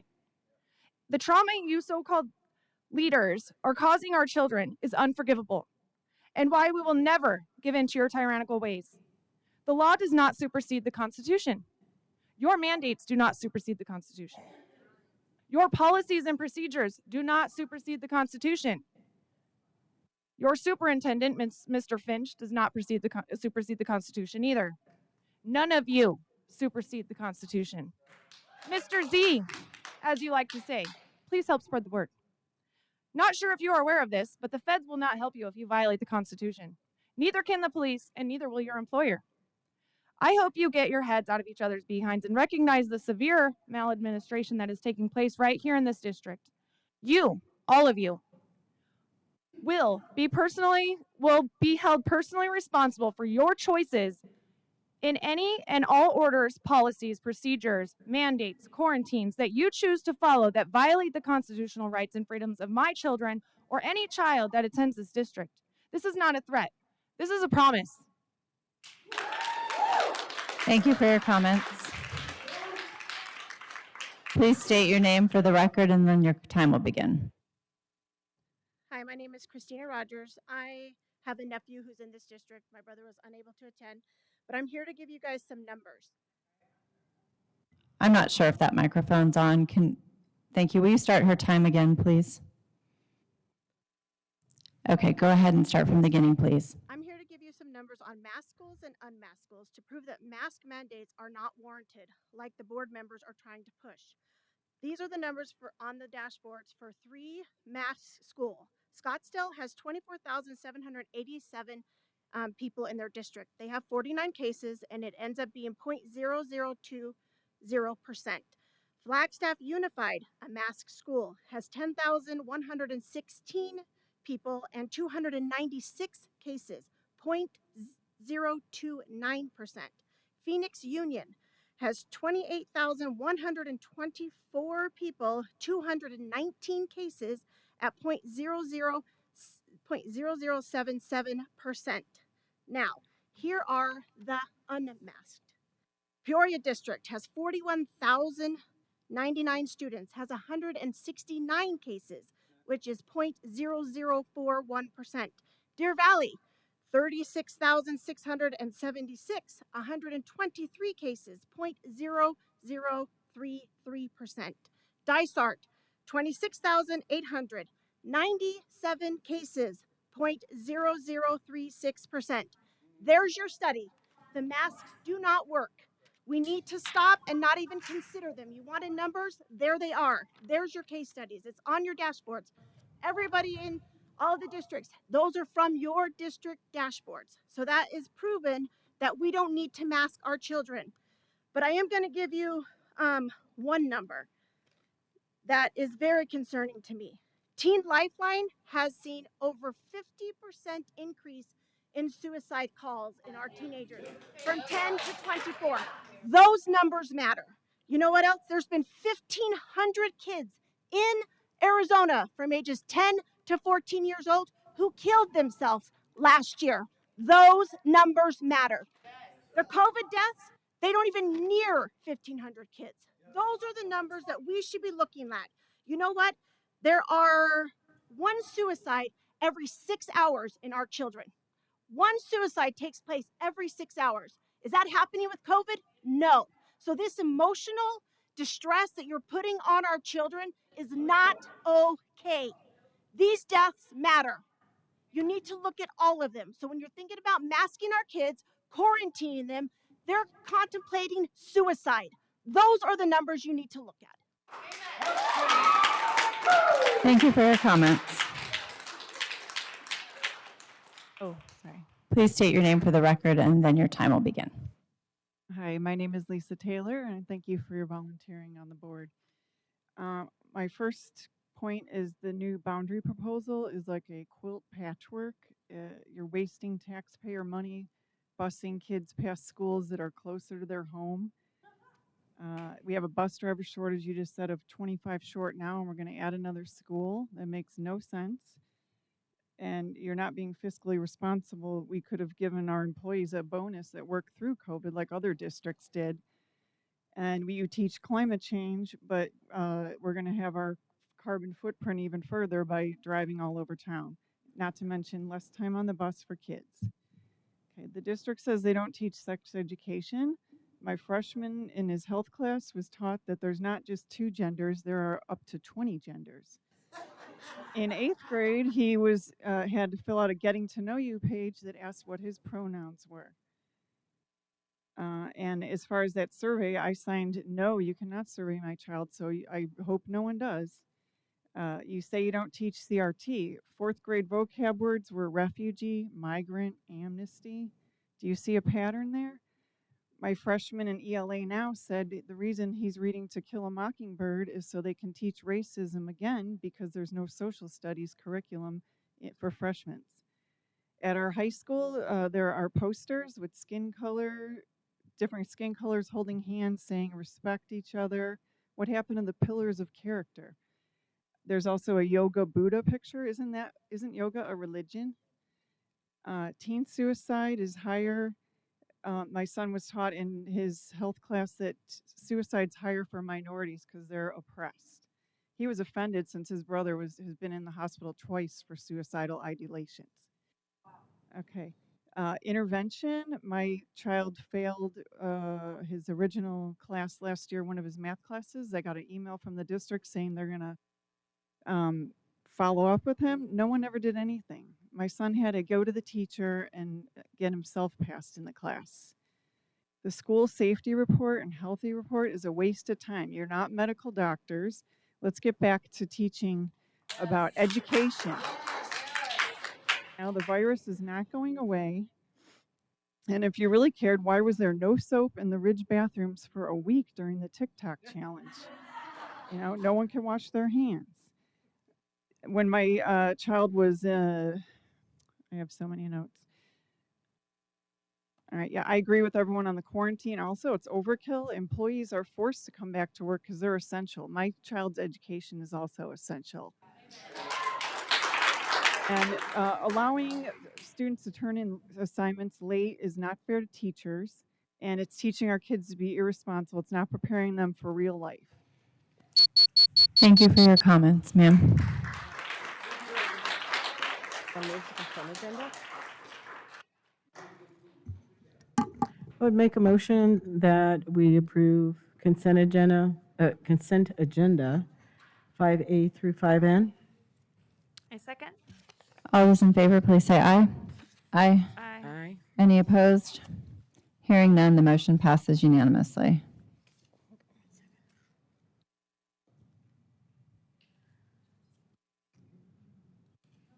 We need a, yep, All please right, I move make a on. motion that the governing board approve employee out-of-state travel. Oh, is that correct? Yeah, out-of-state travel per governing board policy GCCE. I second. Have a motion, a second. Is there any discussion? Hearing none, all those in favor, please say aye. Aye. Aye. Any opposed? Hearing none, the motion passes unanimously. Make a motion that the governing board accept the administration's recommendation to pre-approve the agenda as presented. I second. Any discussion or questions? Seeing none, all those in favor, please say aye. Aye. Aye. Aye. Any opposed? Hearing none, the motion passes unanimously. Make a motion that. Wait, could you hold on one second, because I'm waiting for my system to catch up. Thank you. Item 6C. I would make a motion that the governing board accept the administration's recommendation to approve the annual financial report for fiscal year 2020-2021. I second. And for this, we have some comments from Mrs. Mock. I thought it was Jim, but okay. Oh, no, sorry. President O'Brien, members of the board, Dr. Finch, and guests, we are honored to present for a second time this evening regarding not the current school year, but the past school year. We are required every year by October 15th to have the governing board approve our annual financial report from the prior fiscal year. But before we ask you to make the approval, we're going to go through some of the highlights from FY21.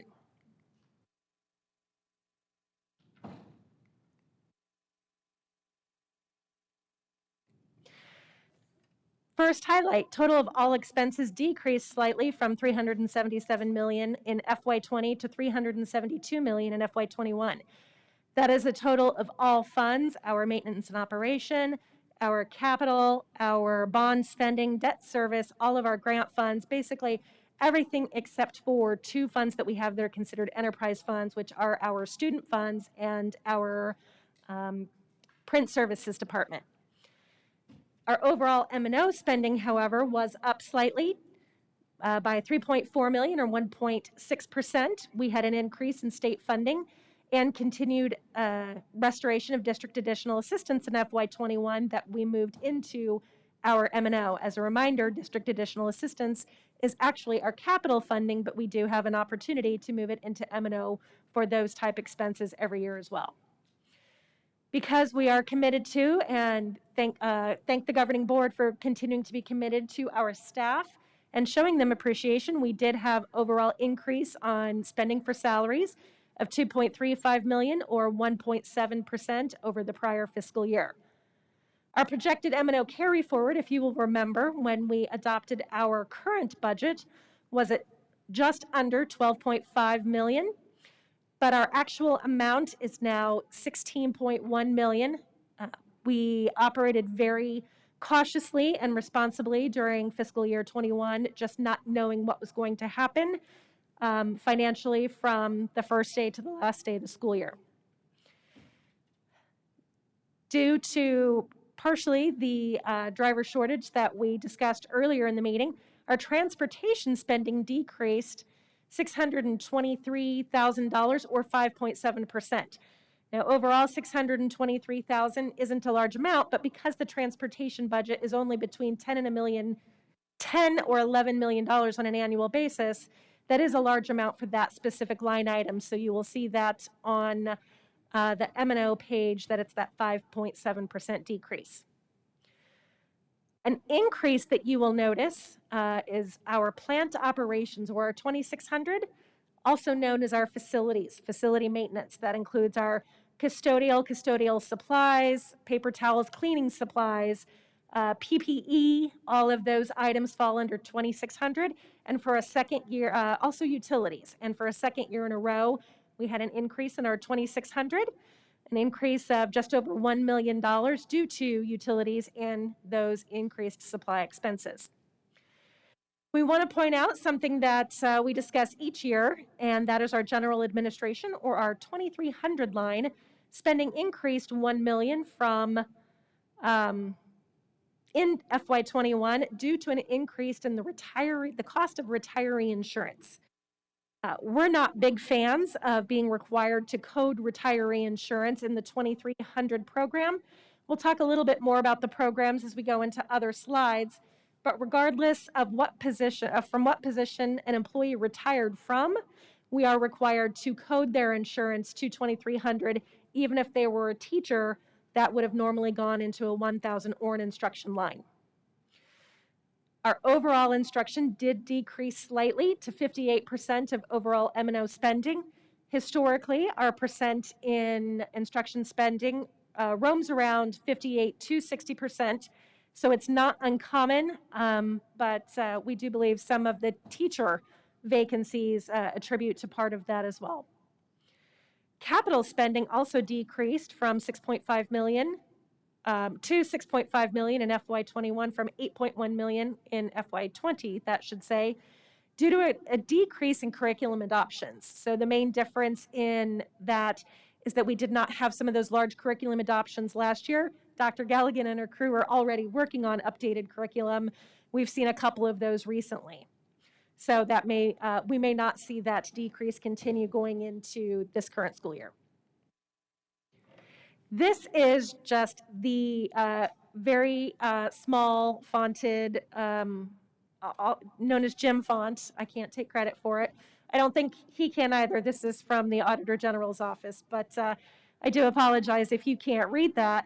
This is just the chart from which we picked out the some of the highlights from the previous slide. This is the graphical representation of some of those categories that we were just talking about. We're going to look over to the right-hand side of the screen, and let me point out, first of all, that these are our percentages from fiscal year 20, and then our next slide will compare to fiscal year 21. So you can see in fiscal year 20, our 1,000 category, or instruction, on the right-hand side, 60% of our overall maintenance and operation budget. Just to put some numbers to it, that is, for the current school year, over $125 million of our maintenance and operation budget is what that 58% in this year looks like. Our next greatest category is our let's see. I'll look around the horn there, is our 2,600 maintenance and operations that we just talked about, having 2 years of an increase. Then we go down to 2,100. It's kind of an orange color on the bottom left-hand side of the slide. That's student support is what that should say. I think the support got cut off. Most of those services reside in student support services and Dr. McCusker's department. These are our occupational therapists, our physical therapists, speech therapists, nursing services. And one area of front office staff, our registrars are actually coded in the student support services as well. Following that, we would move on to our 6% left-hand side, 2,400 school administrators. These are all of our principals, assistant principals, deans, and our other front office staff, our secretaries and accounting clerks, and any front office clerks as well. Let's see. Transportation comes in at 5% of the overall budget. And going down then to central services, 2,500, 4%. Central services is basically the business services. Most of the folks here at district office fall under 2,500 central services, including finance, purchasing, accounts payable, payroll, human resources. Those who are not included are 2,200 instructional staff, which include Dr. Zerbach and his department and Dr. Galligan and their department. Instructional staff are the curriculum instruction specialists, Dr. Zerbach's department, who provide direct support to the principals and to the schools for administrative leadership. Coming in at 2% as well is general administration, 2,300. That's going to include the superintendent, the governing board, legal costs for the district. As we mentioned earlier, our other post-employee benefits, our retiree insurance, fall under that 2,300 category. And so for these same categories for FY21, we really didn't see any changes. We did see that slight decrease in instruction, that 1,000 on the right-hand side, and an increase in operation of plant to 13%, 2,600 toward the top left. Transportation remains at 5%. 2,500 for the business services at district office remains at 4.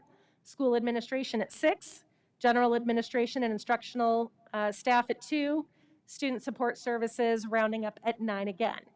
Now, another thing that I would like to point out, a report that we're not going to see tonight, but later in the school year, we will have the opportunity to present to you the Auditor General's district spending report. And for those categories, 1,000 instruction, 21,000 students, and 2,200 instructional staff all count toward our classroom dollars. And that percentage has not changed year over year. So, or I think that percentage dropped 1% year over year.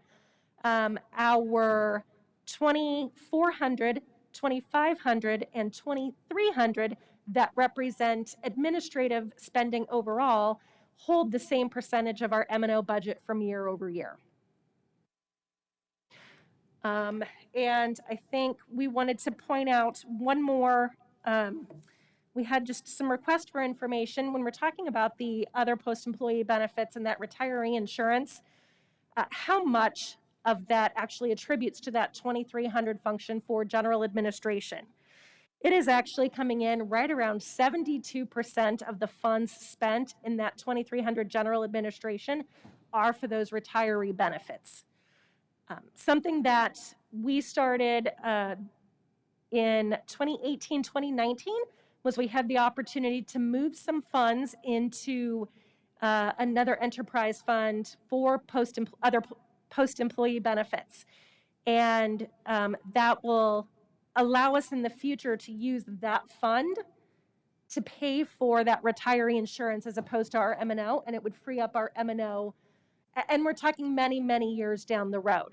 So because this year the cost of our retiree benefits increased $1 million from about $2.8 million to $3.8 million, even with the additional carry forward that we saw this year, that allowed us to move some additional funds. We moved $1.7 million into that OPEB fund, and that is a goal of ours to try and do that every year in the future so that future executive cabinets, future governing boards are not going to have to have the discussion about M&O budget and how much of those funds went into the retiree insurance, that it will be self-funded and we will be able to commit the full M&O budget to our current employees and staff opposed to our retirees. And with that, I will take any questions regarding our fiscal year 21 report. Are there any questions, board members? You did such a wonderful job there. No questions. Mrs. Mock, I do appreciate you going extensively over the retiree insurance costs. Thank you so much. Thank you. And now we need a wanna vote? vote. We had a motion, right? Yes, ma'am. All those in favor say aye. Aye. Any opposed say nay. Hearing none, the motion passes unanimously, and we will move on to our school facilities board maintenance program report. I will make a motion that the governing board accept the administration's recommendation to approve the Arizona School Facilities Board Preventative Maintenance Plan per report for 2020-2021. I second. We have a motion and a second, and I believe some comments from Mr. Miglerino. I think you're correct. Boy, I sure hope not. I think Dr. Smith might have some information regarding this. I have Dr. Smith then. School Facilities Board. I'm sorry, I was not paying attention. You were trying to Oh, throw wait a me off minute. there, Mr. Miglerino, and I moved on. I thought you maybe had a different job and we didn't know it. I was just calling them up to on deck. I'm sorry, Okay. the School Facilities Board Preventative Maintenance Report is included in the packet. This is required annually. It identifies the SFB required tasks that we were able to complete by area. So there's a set of tasks for roofing, for HVAC, for plumbing, for electrical, for specific services, for special systems, and for special equipment. We're required to fill out this report, and the board president is required to sign it. So we ask for the board to approve this each year. I'm trying not to editorialize too much about this report. I don't know that it has as much meaning, and I share this every year. For example, they list tasks for us to test the electrical outlets that we have throughout the district. We do not have the manpower to test every electrical outlet, so we rely on folks using an electrical outlet and reporting if it doesn't work, and then we'll look into it. So we don't complete that task. So you'll see we have fewer completed tasks in the electrical completed column, but other activities in the we do find important that are preventative in nature, and you'll see that we have a higher percentage of completing those tasks. So because it requires the signatures of the board president, the superintendent, and our facilities director, we do ask the board to approve it annually. So I really do hate to ask this, Mr. Miglerino, but I'm going to have to. Do we receive any money from the state to do the school facilities checks that are required by us? President O'Brien, no, we no longer receive funds specifically to complete the tasks or the reports that are required. But if we complete the forms, then we can submit to a grant program that might be able to fund building renewal projects for us. And so there is a possibility of funding. That's why we do complete the report. Thank you. Mrs. Reed? Have we ever received any of those grants? President O'Brien, Ms. Reed, in not many. I can think of one in the last 10 years. We had a electrical service that failed at Stetson Hills Elementary School, and we had to replace the main service section at that school, and we did receive some funding. That was several summers ago, probably 3 years ago. But that's the only one I can think of in memory for the last 10 years. And then just one more question. And these are recommendations that they come up with. These are not necessarily work orders or requests that staff puts in for things to be fixed around campus, correct? That is correct. This is their identified required tasks per area of responsibility. Thank you. Mrs. Ordway? Oh, School Facility Board, I have no questions. Thank you. Any other discussion? With that, all those in favor, please say aye. Aye. Any opposed? Hearing none, the motion passes unanimously. So I think, Mr. Miglerino, pay attention to the next one because it's Scott's turn. I would make a recommendation that the governing board approve the 2020-21 amended certified performance pay plan as recommended. I second. I think this is your show, Dr. Smith. Yes, ma'am. President O'Brien, members of the governing board. Similar to last year, when we had a tough year with ways for people, teachers to get hours, I decided to pull the performance pay committee back together again. And we actually had a really quick but good meeting. Here you see the performance pay committee members. Probably for the first time in a long time, there are no vacancies. You see we have another parent, Beth Bach, and Candace Perez is Candace Mitten that got married is now Candace Perez. So that's the whole team. I'm very appreciative for what they do and how efficiently we work. So we came back and looked at the hours component, and we would like to propose an amended plan. You can see there's no changes to the evaluation component. That's the first component of the plan. There's no changes to the bottom bullet, no changes to the state assigned letter grade component. But we wanted to look at the hours, required responsibility hours and PD hours, and recommend moving it from 20 to 15 hours over the course of the year, and for the reasons stated there, which is very similar to last year. Probably not as bad as last year, but still very similar to last year. And then we also met with, or I met with Dr. McCusker and her team, and I added a few suggestions for teachers and itinerant employees to obtain hours for this component. And that should say community of practice training, both the prep and attendance for doing community of practice. And then if you cover for a student not on your current caseload in an IEP or evaluation meeting, they could use those for hours also.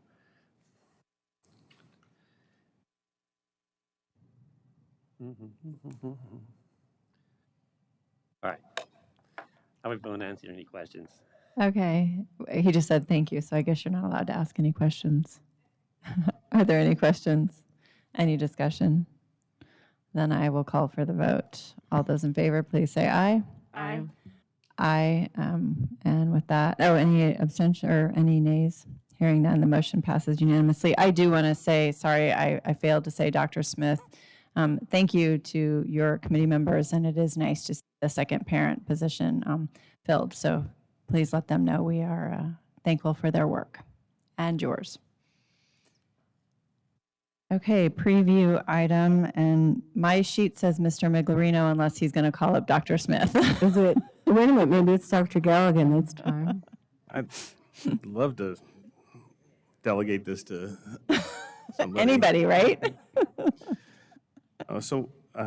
President O'Brien, members of the board, Dr. Finch, one of my least favorite things is to work on school boundary initiatives. I did adapt the presentation that we've shared at community meetings to a presentation for this evening. It's basically the same presentation with just some additional input regarding the emails that we've received. And so I'll just kind of go through this rather quickly. We did enter into the boundary change process. I'll get into some of the details of that, but we basically said that we were going to create new elementary boundaries, opening the new elementary 32 as a K-6 school, as we have previously talked about, and then not creating the 7th and 8th grade boundaries for the, elementary 32, although we're making provisions in the construction to be able to eventually transition that school to a K-8 school at some point in time, probably in the near future, as opposed to later, especially as you heard from some of the presentation earlier this evening from the city of Phoenix. And then we weren't interested in entertaining high school boundary changes at this point in time. We just went through that exercise. These were the steps. The mailer went out in the middle of September, a postcard that we sent. We weren't 100% sure which schools would be affected, so I hope I name all of these correctly. So we sent them to the communities and this was by zip code, so we did have a little bit of overlap, even including with the Peoria School District, unfortunately. But in the neighborhoods of Stetson Hills, Las Brisas, Terramar, West Wing, Hillcrest Middle School, and Copper Creek Elementary School. So the zip codes related to those areas. We had an initial meeting. I like to remind everybody that initial meeting is not required in statute, but we just try and provide general information at that initial meeting so that people have an understanding of what it is that the process, as well as kind of the task at hand. We have the official meeting on the 30th of September. This is required in statute, and we took input at that particular meeting, and we actually shared a proposed boundary map. And prior to that meeting on the 30th, we did actually post the actual proposed boundary change, the new attendance boundaries on our website, which is also required. We are previewing the boundary, which is also not required in statute, this evening, so no decisions being made this evening. We want to share it again in one more public setting, and then we're going to ask the board to officially make a determination at the meeting scheduled on November 9th. Throughout this process, we're going to continue to take feedback through the boundaries@dvusd.org email address. We've said we'd take that input through November 3rd. That will give us enough time to prepare any additional input that we receive for that November 9th board meeting. This is the actual statute, and I want to point out the orange or whatever color that might be is new, and it was effective as of 9/29, so it kind of became effective the day before we started the process officially. And it is that, and this was in House Bill 2868, which was, a portion of it was deemed to be struck down by the judge. This portion was not addressed, nor was it brought to anybody's attention in the legal proceedings regarding that legislation, which was the budget bill that has included many other things, including attendance boundary changes. And it states that there's an assurance that if a school remains open and a boundary change does indeed happen and capacity is still available, that the student can remain at the school that they previously attended. It does not guarantee transportation would be provided. So essentially it allows for the students to opt into our open enrollment process and remain at the school. I guess I would consider it maybe on a priority status as we think about our open enrollment process. This is the board policy regarding related to school attendance areas. Basically says many of the same things that were in the statute. This policy, I thought we would have to update this policy due to the change in the statute. ASBA is recommending that we just update our open enrollment policy. So JC, at this point, doesn't look like it's going to be changed. I think that we could change it if we wanted to, but ASBA is not recommending that. We always talk about guiding principles. So we look at proximity, we look at a sustainable plan over time, keeping neighborhoods together, contiguous boundaries, transportation implications, and the least amount of impact whenever we have to consider a school boundary change. And we talked about challenges that would be related to this particular boundary change. So we have some new developments that are in this region. We have student population changes, especially as it relates to the pandemic, and students electing for online school and other options available to them. We have the challenge of opening it elementary 32 as a K-6 school and then expanding it in the future as a K-8 school. We certainly have what I call student progression issues. So if we open it as a K-6 school and I'm a 5th grader, next year I'm a 6th grader, I change schools, my boundary changes, and then I might have to go to a different school as a 7th grader because we're only opening it as a K-6 school. So those implication, we always have school choice considerations that we have to deal with. That also makes it very difficult to project the number of students at any given school. And then we have the challenge of maximizing the use of space at the available schools that we'll have with the completion of elementary 32. This was the data that we shared with the board when we were talking about the option to build elementary 32. The orange are those schools that over their school facilities board capacity. So Stetson Hills, Terramar is projected to be, West Wing was, and yellow is greater than 90%. And again, with some of the development that's happening in and around this area, some of these projections would increase even from this data. This data was provided prior to the pandemic, so the numbers have changed a little bit, but we are also seeing a resurgence, as you heard Ms. Mock speak about in the enrollment report, that were up students. So in terms of the actual boundaries themselves, this is the current elementary boundary. The highlighted area is the area around the new elementary school, just kind of to identify the region.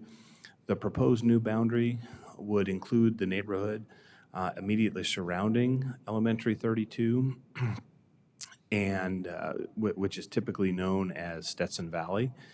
Also includes Eagle Cove, which is an area that's west of Stetson Valley proper, but along Pinnacle Vista, which is the road that provides access from Pinnacle Peak Parkway to the actual school site itself or into the Stetson Valley community.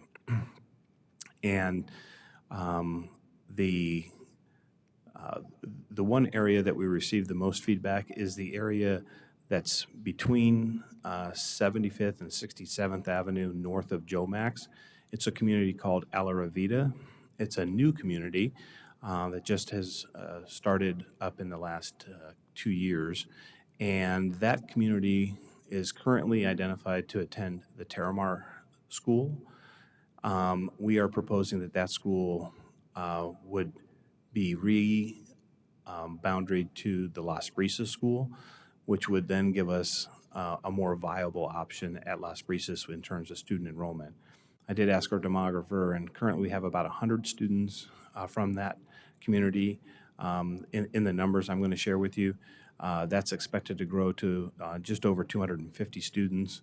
And so that would provide for additional student base at Las Brisas. And that community is the newest of communities in this particular region, so not all of those homes have actually been built or are occupied at this point in time.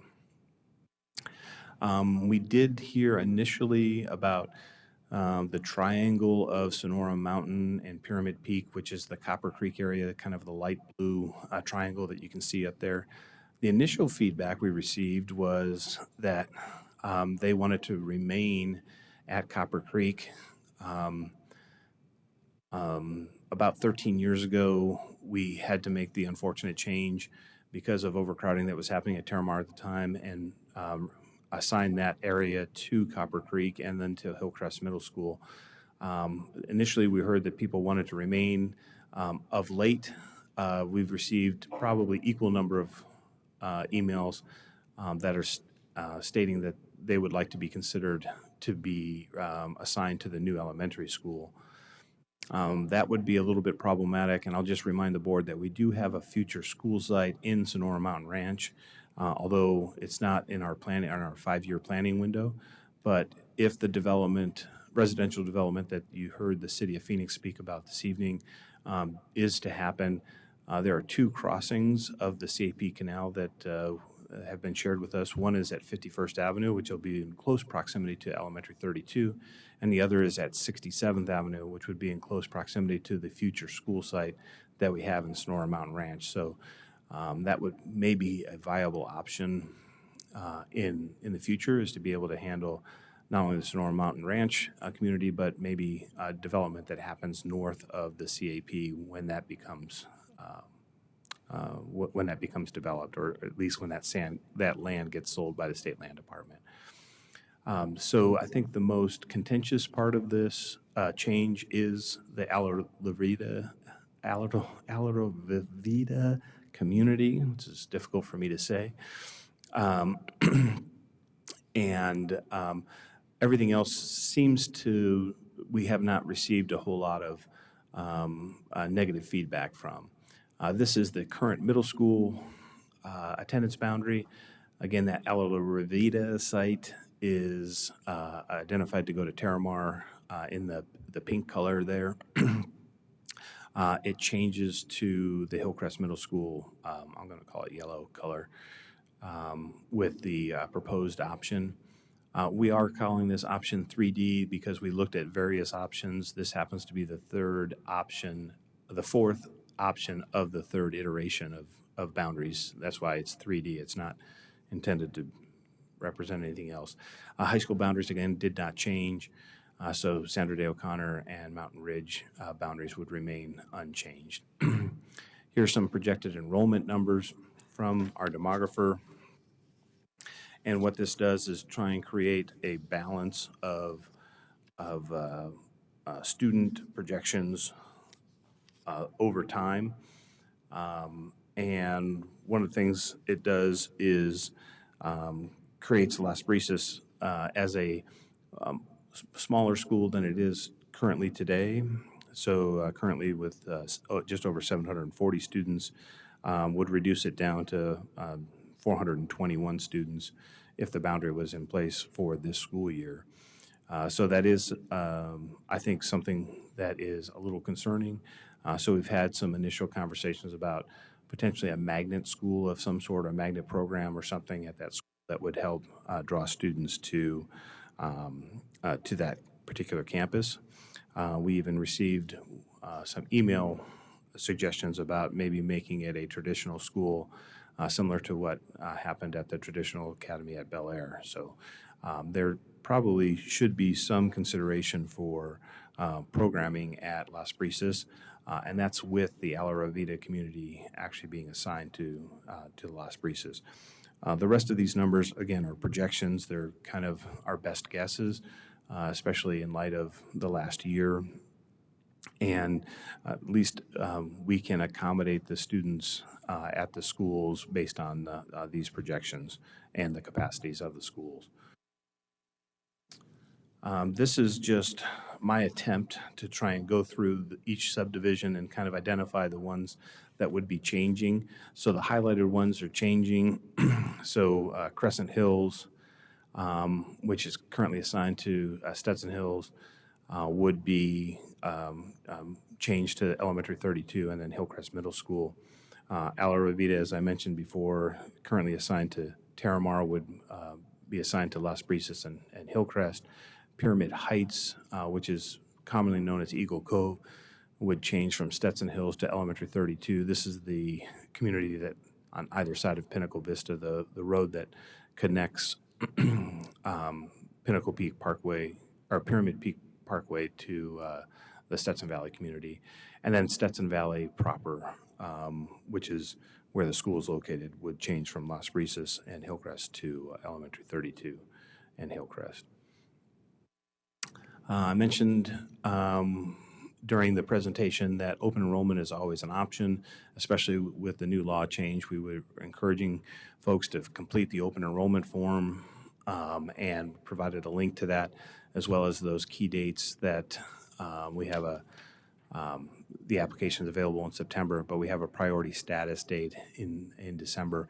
Again, with the new change to the law, if they were changing from one school, they would likely receive some special consideration.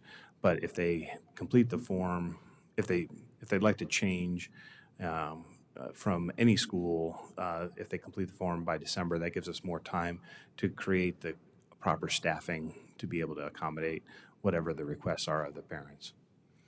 Next steps. Really, I mentioned early on, we're really doing the preview tonight just so that there's some public recognition of the proposed boundaries. We're continuing to receive the input through the boundaries email.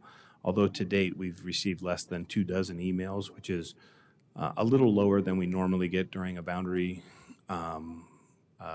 change process. As I mentioned earlier, most of those are related to the ones of late are mostly related to the Alavita community changing from Terramar to Las Brisas.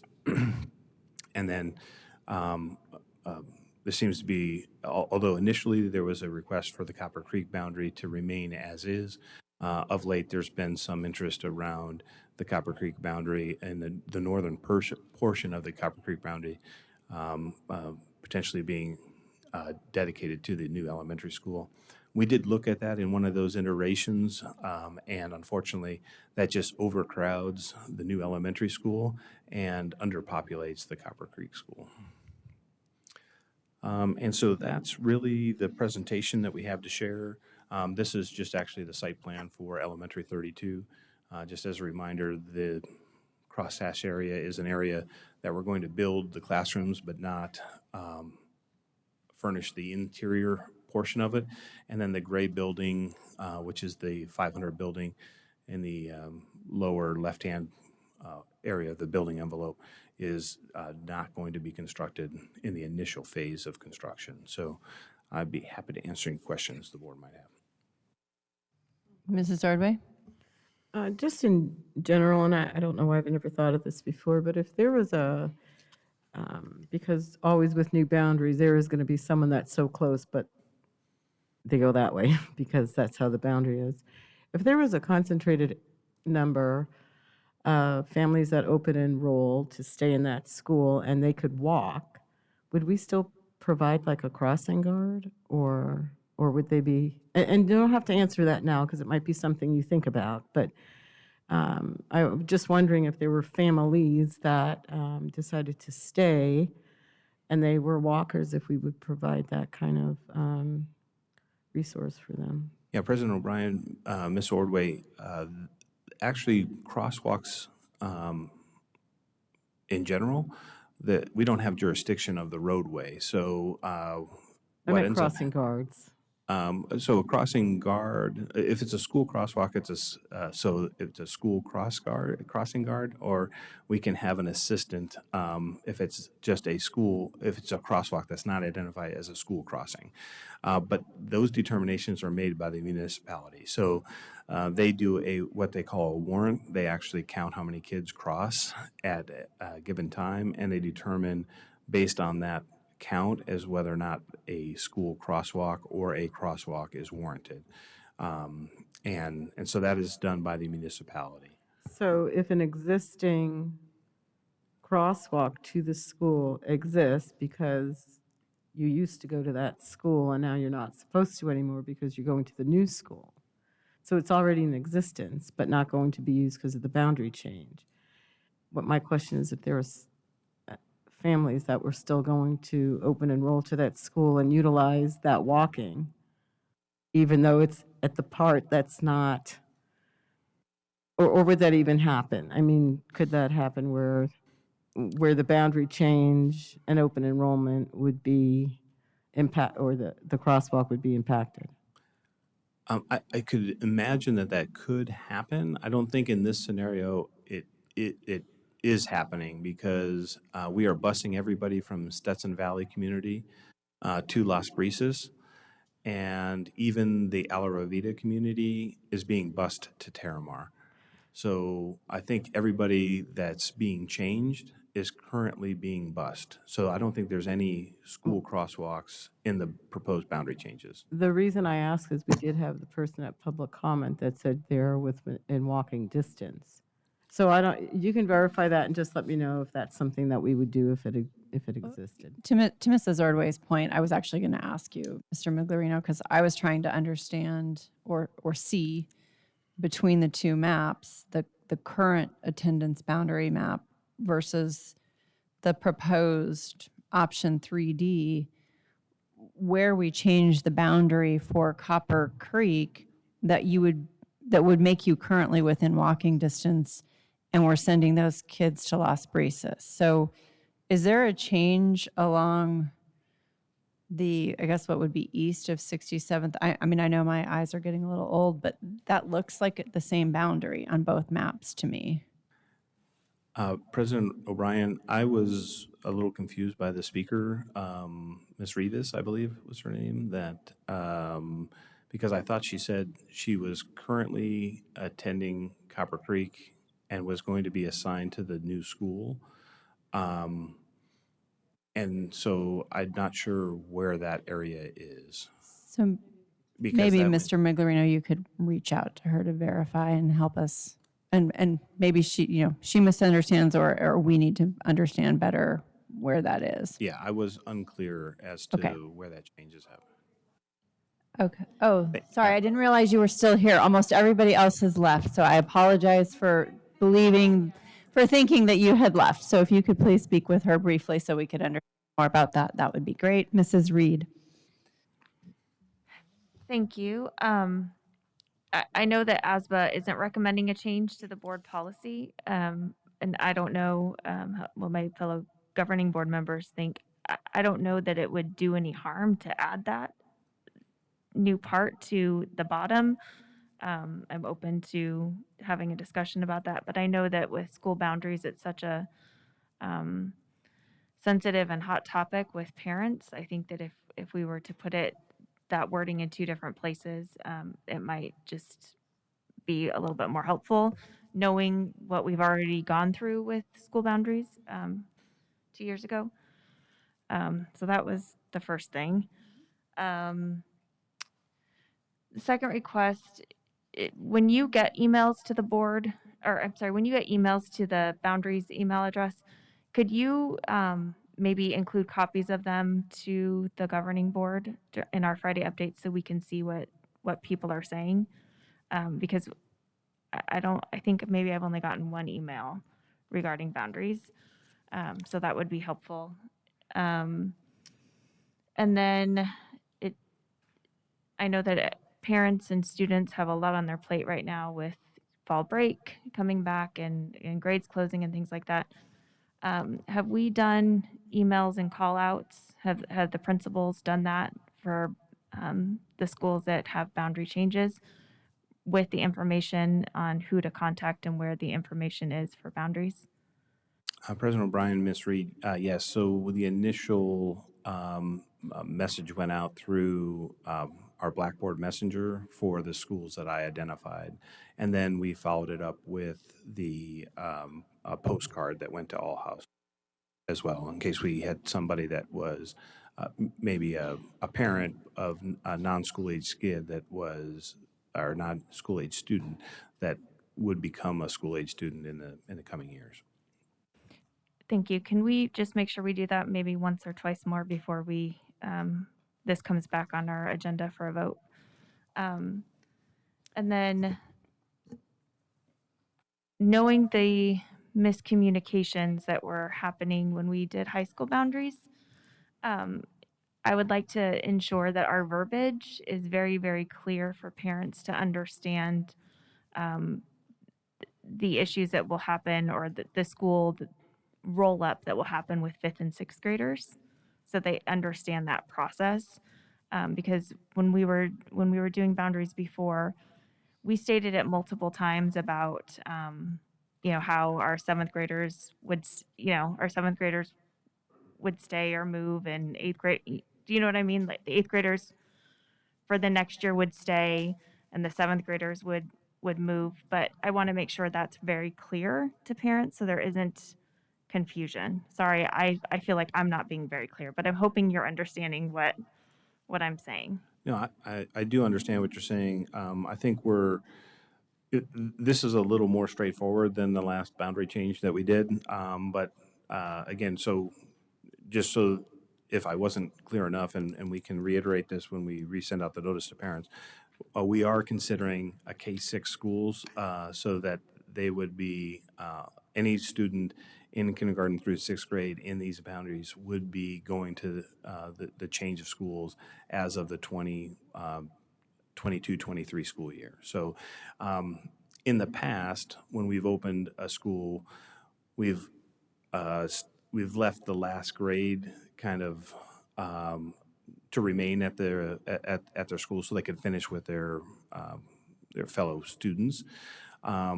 We're not considering that for this time. So in order to make Elementary 32 a viable campus, we need all grades kindergarten through sixth grade to also make it a viable campus in the first year. So we are not phasing in like we typically do. If we would have opened Elementary 32 as a K-8 school and followed what we've done historically, we would have opened it as a K-7 school and then rolled the eighth grade in the second year.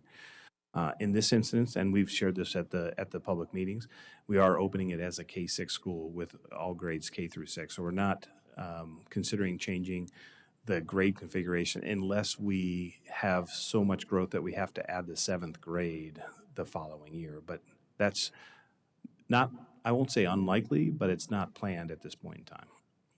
Okay, I guess I misunderstood what you were saying. And I understand, rolling out the K-6. I just feel bad for the fifth graders who would go to a school for 1 year and then go to Hillcrest for the others. I think that's a lot of movement, but that's just me. We did take that into consideration, but the majority of the students that are going to be reassigned to the elementary school are already assigned to Las Brisas and Hillcrest Middle School. So they were going to change anyhow. So the Stetson Valley community is designated to Las Brisas, which feeds into Hillcrest Middle School. So really, the change is that they would go to the new elementary school and then go to Hillcrest, as opposed to remaining at Las Brisas and going to Hillcrest. I understand. Thank you. I just, as a parent, I think that's a lot of movement, but they may be happy because it's their new community school, so that might ease the blow a little bit. Thank you. Thank you, Mrs. Ordway and Mrs. Reed. Did you have additional questions? Okay. Thank you, Mr. Miglerino, and appreciate you following up with our parent who came, Dr. Finch.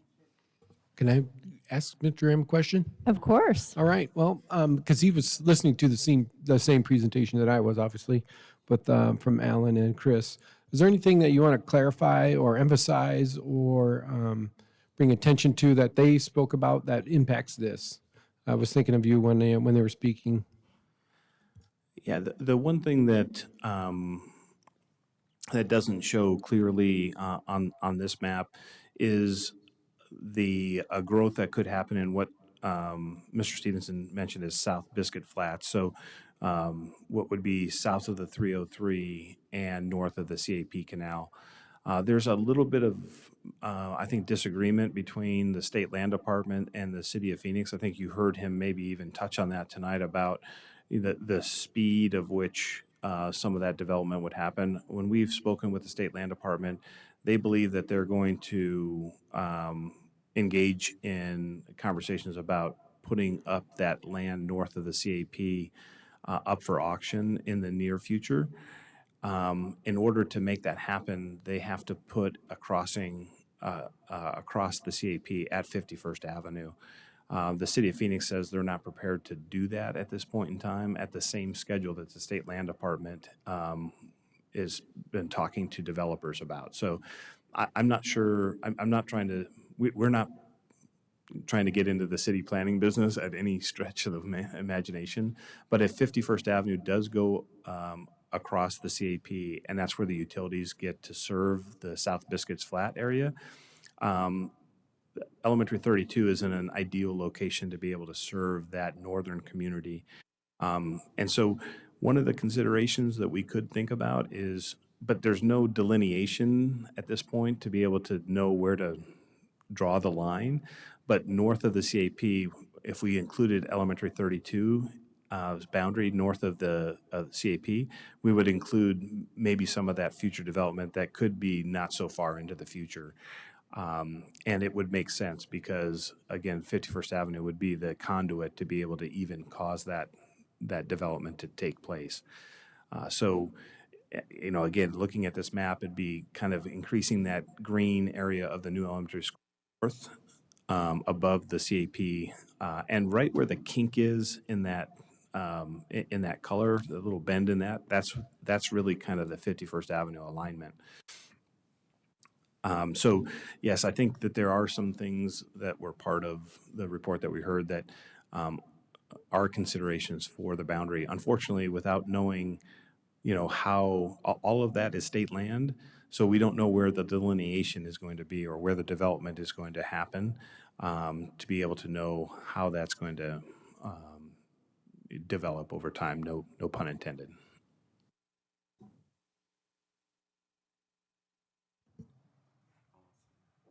Thank you. And I guess to that point, though, if we don't, I guess, if we were to make a best guess, what are the downsides of making a best guess now to add part of that northern section to the new elementary rather than having to do a reboundary? Yeah, so yeah. I don't, President O'Brien, I don't know that there's any downside other than where to draw the line. So, I mean, again, if 51st Avenue is the conduit, I don't know where the development is going to happen. Is it going to happen east of 51st Avenue? I know it'll be north. I don't know how far north. So I don't know where to draw the line. So I don't know if we include the entire South Biscuits Flat in New Elementary, because it's currently assigned to Stetson Hills. Right. Which really wouldn't make sense if 51st Avenue was the connector, because you'd literally drive past the school on your way to Stetson Hills. Right. So we could make the whole area assigned to the new elementary school. That's certainly an option.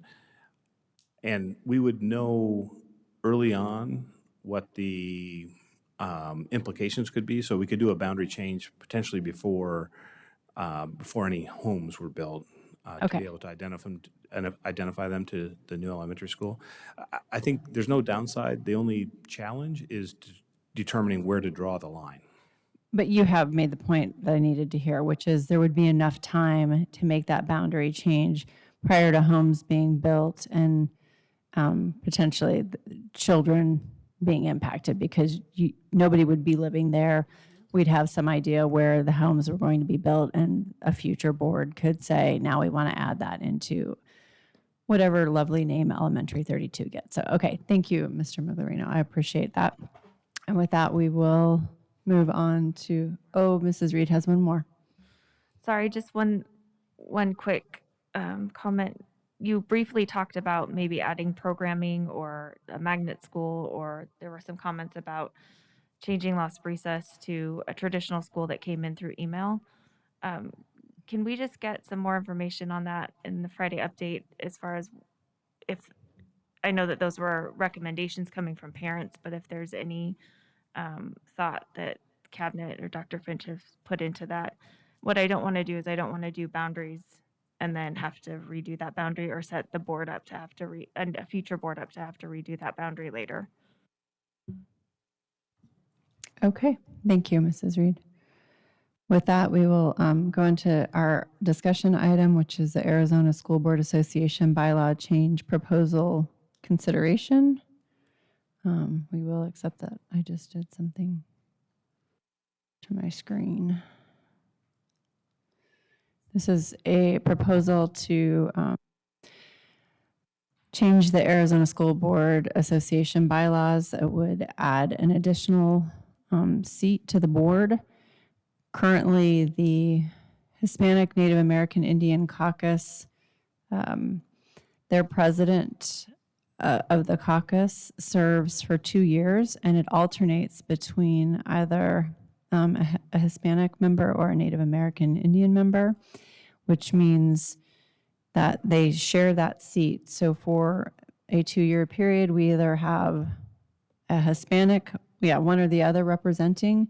This proposal would allow there to be a seat for both, a Hispanic member or the Native American Indian, and the Native American Indian member. So this is just discussion. So if there's any questions, I would try to answer them best I can or get you answers.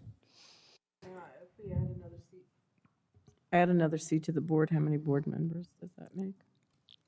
I believe it will make it 26. I will say that this recommendation was a unanimous recommendation from the current board members to add this seat. This is the Hispanic Native American Indian Caucus.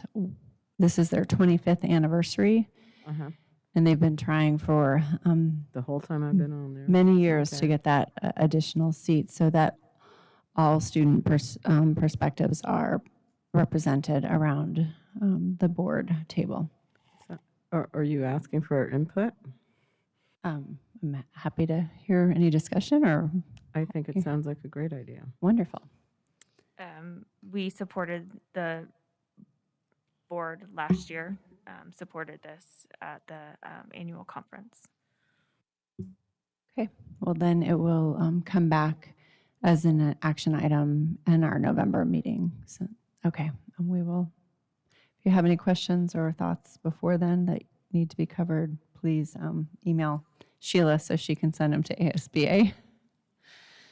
And Mrs. O'Brien, Sheila, would you be able to send those notes to Mrs. Fisher and Ms. Paperman, what we discussed, so they would have an insight on that before voting? Yes, Thank I you. also support this item. All right, governing board reports. Mrs. Reed.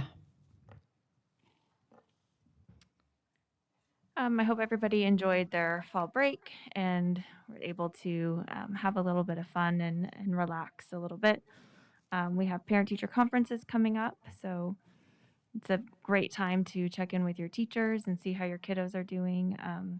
Just want to say thank you to our teachers. I know it's a lot of extra work doing parent-teacher conferences and a lot of late nights, but I appreciate everything that the staff is doing to make sure that they connect with all of the parents in unique ways.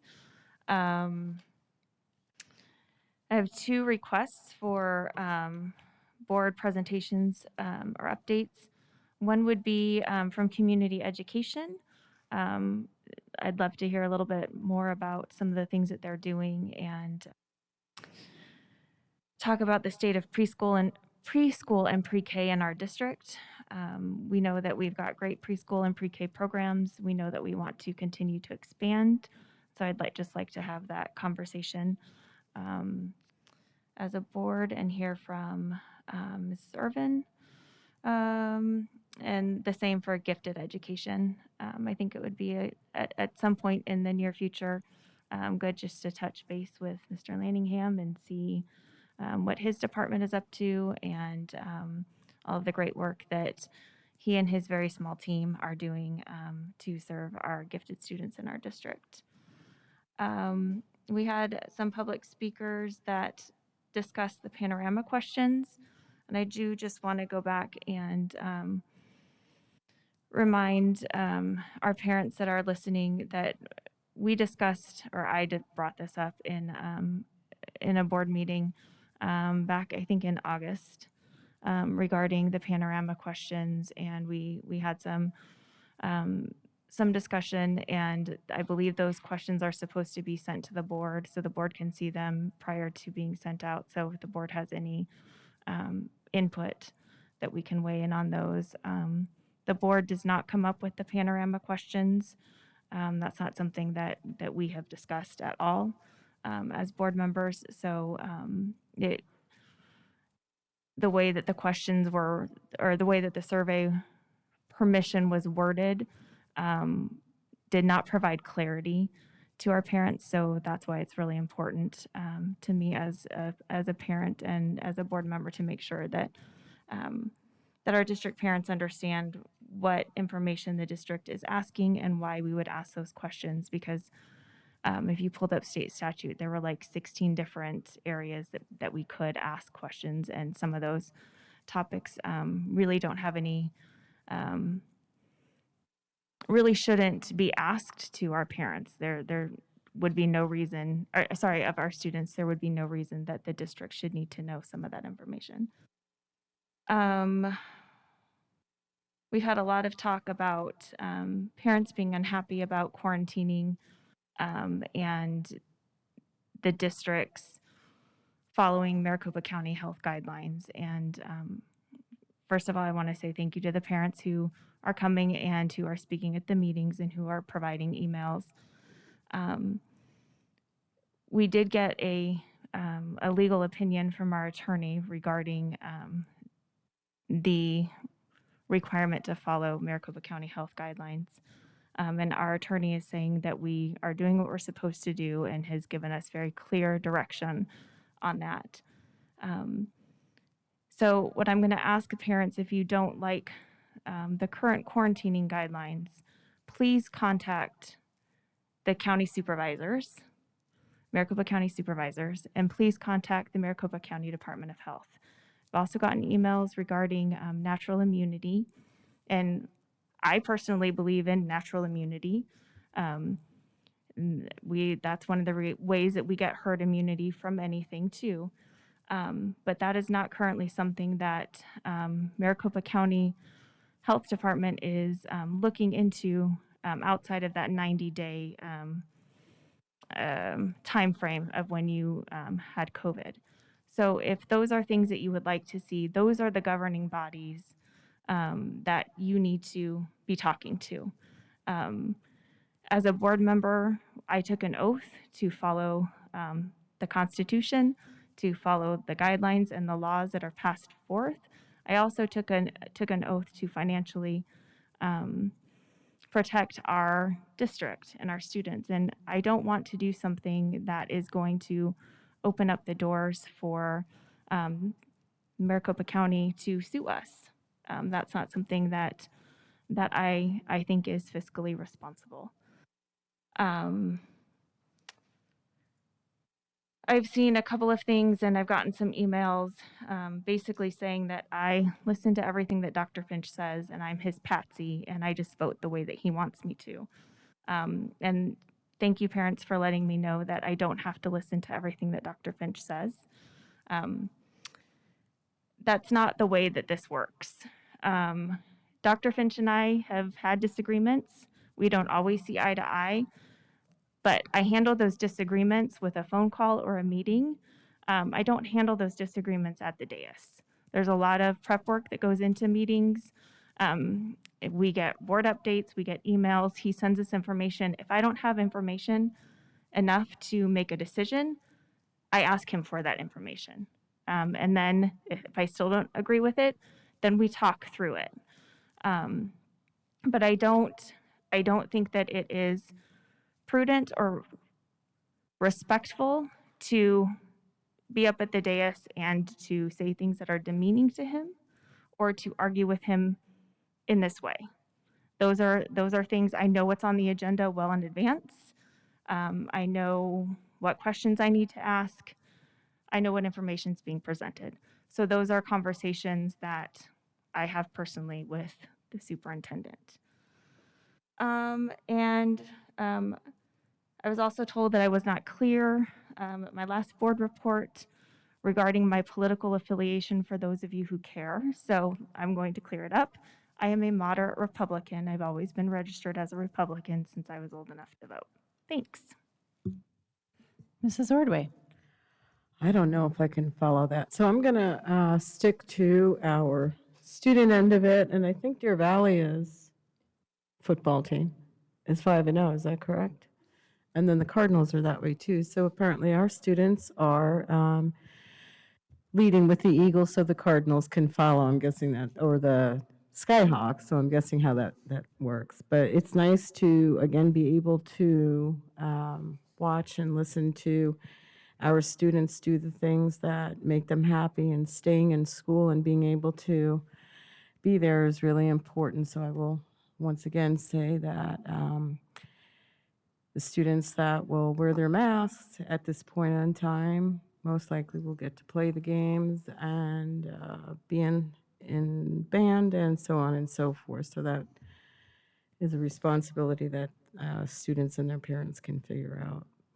I do want to also say thank you to the principals who have not any different than any of our other employees, but they have taken on another 42 roles as opposed to the 21 that they normally tag on. And they have a very tight family, and they do support each other. So you figure out who supports the children, and then the nurses support the staff, and then who supports the comforters. So we have to make sure that even this guy over here has some support, because he's got to work. I mean, he doesn't work for U Shield. Did I say that? But we just all have to continue to take care of ourselves, because despite differences of opinions, we are all still responsible for our students, and our modeling behavior is very important for them to learn how to handle things that they don't agree with, and to behave and to be heard. So I also want to point out, he must have left. Oh, it's almost 10. We did have our student from O'Connor's newspaper here again, and I appreciate the kids still being able to take part. So that's it. Thank you, Mrs. Reed and Mrs. Ordway. So I would like to thank all the parents and community members who came to our meeting this evening. It is important for our parents and community members to be involved in education and come and speak their piece in a civil manner. We do want to hear from our community members and our parents, and that can be done either at a meeting or via email. I think we're very reachable either way, and we welcome folks to get the facts and the data from here rather than from social media, especially the misinformation that is out there. I appreciate all that our staff is doing to ensure that our kids are in school and try to keep them up to date. I do worry about our kids that are being continually quarantined.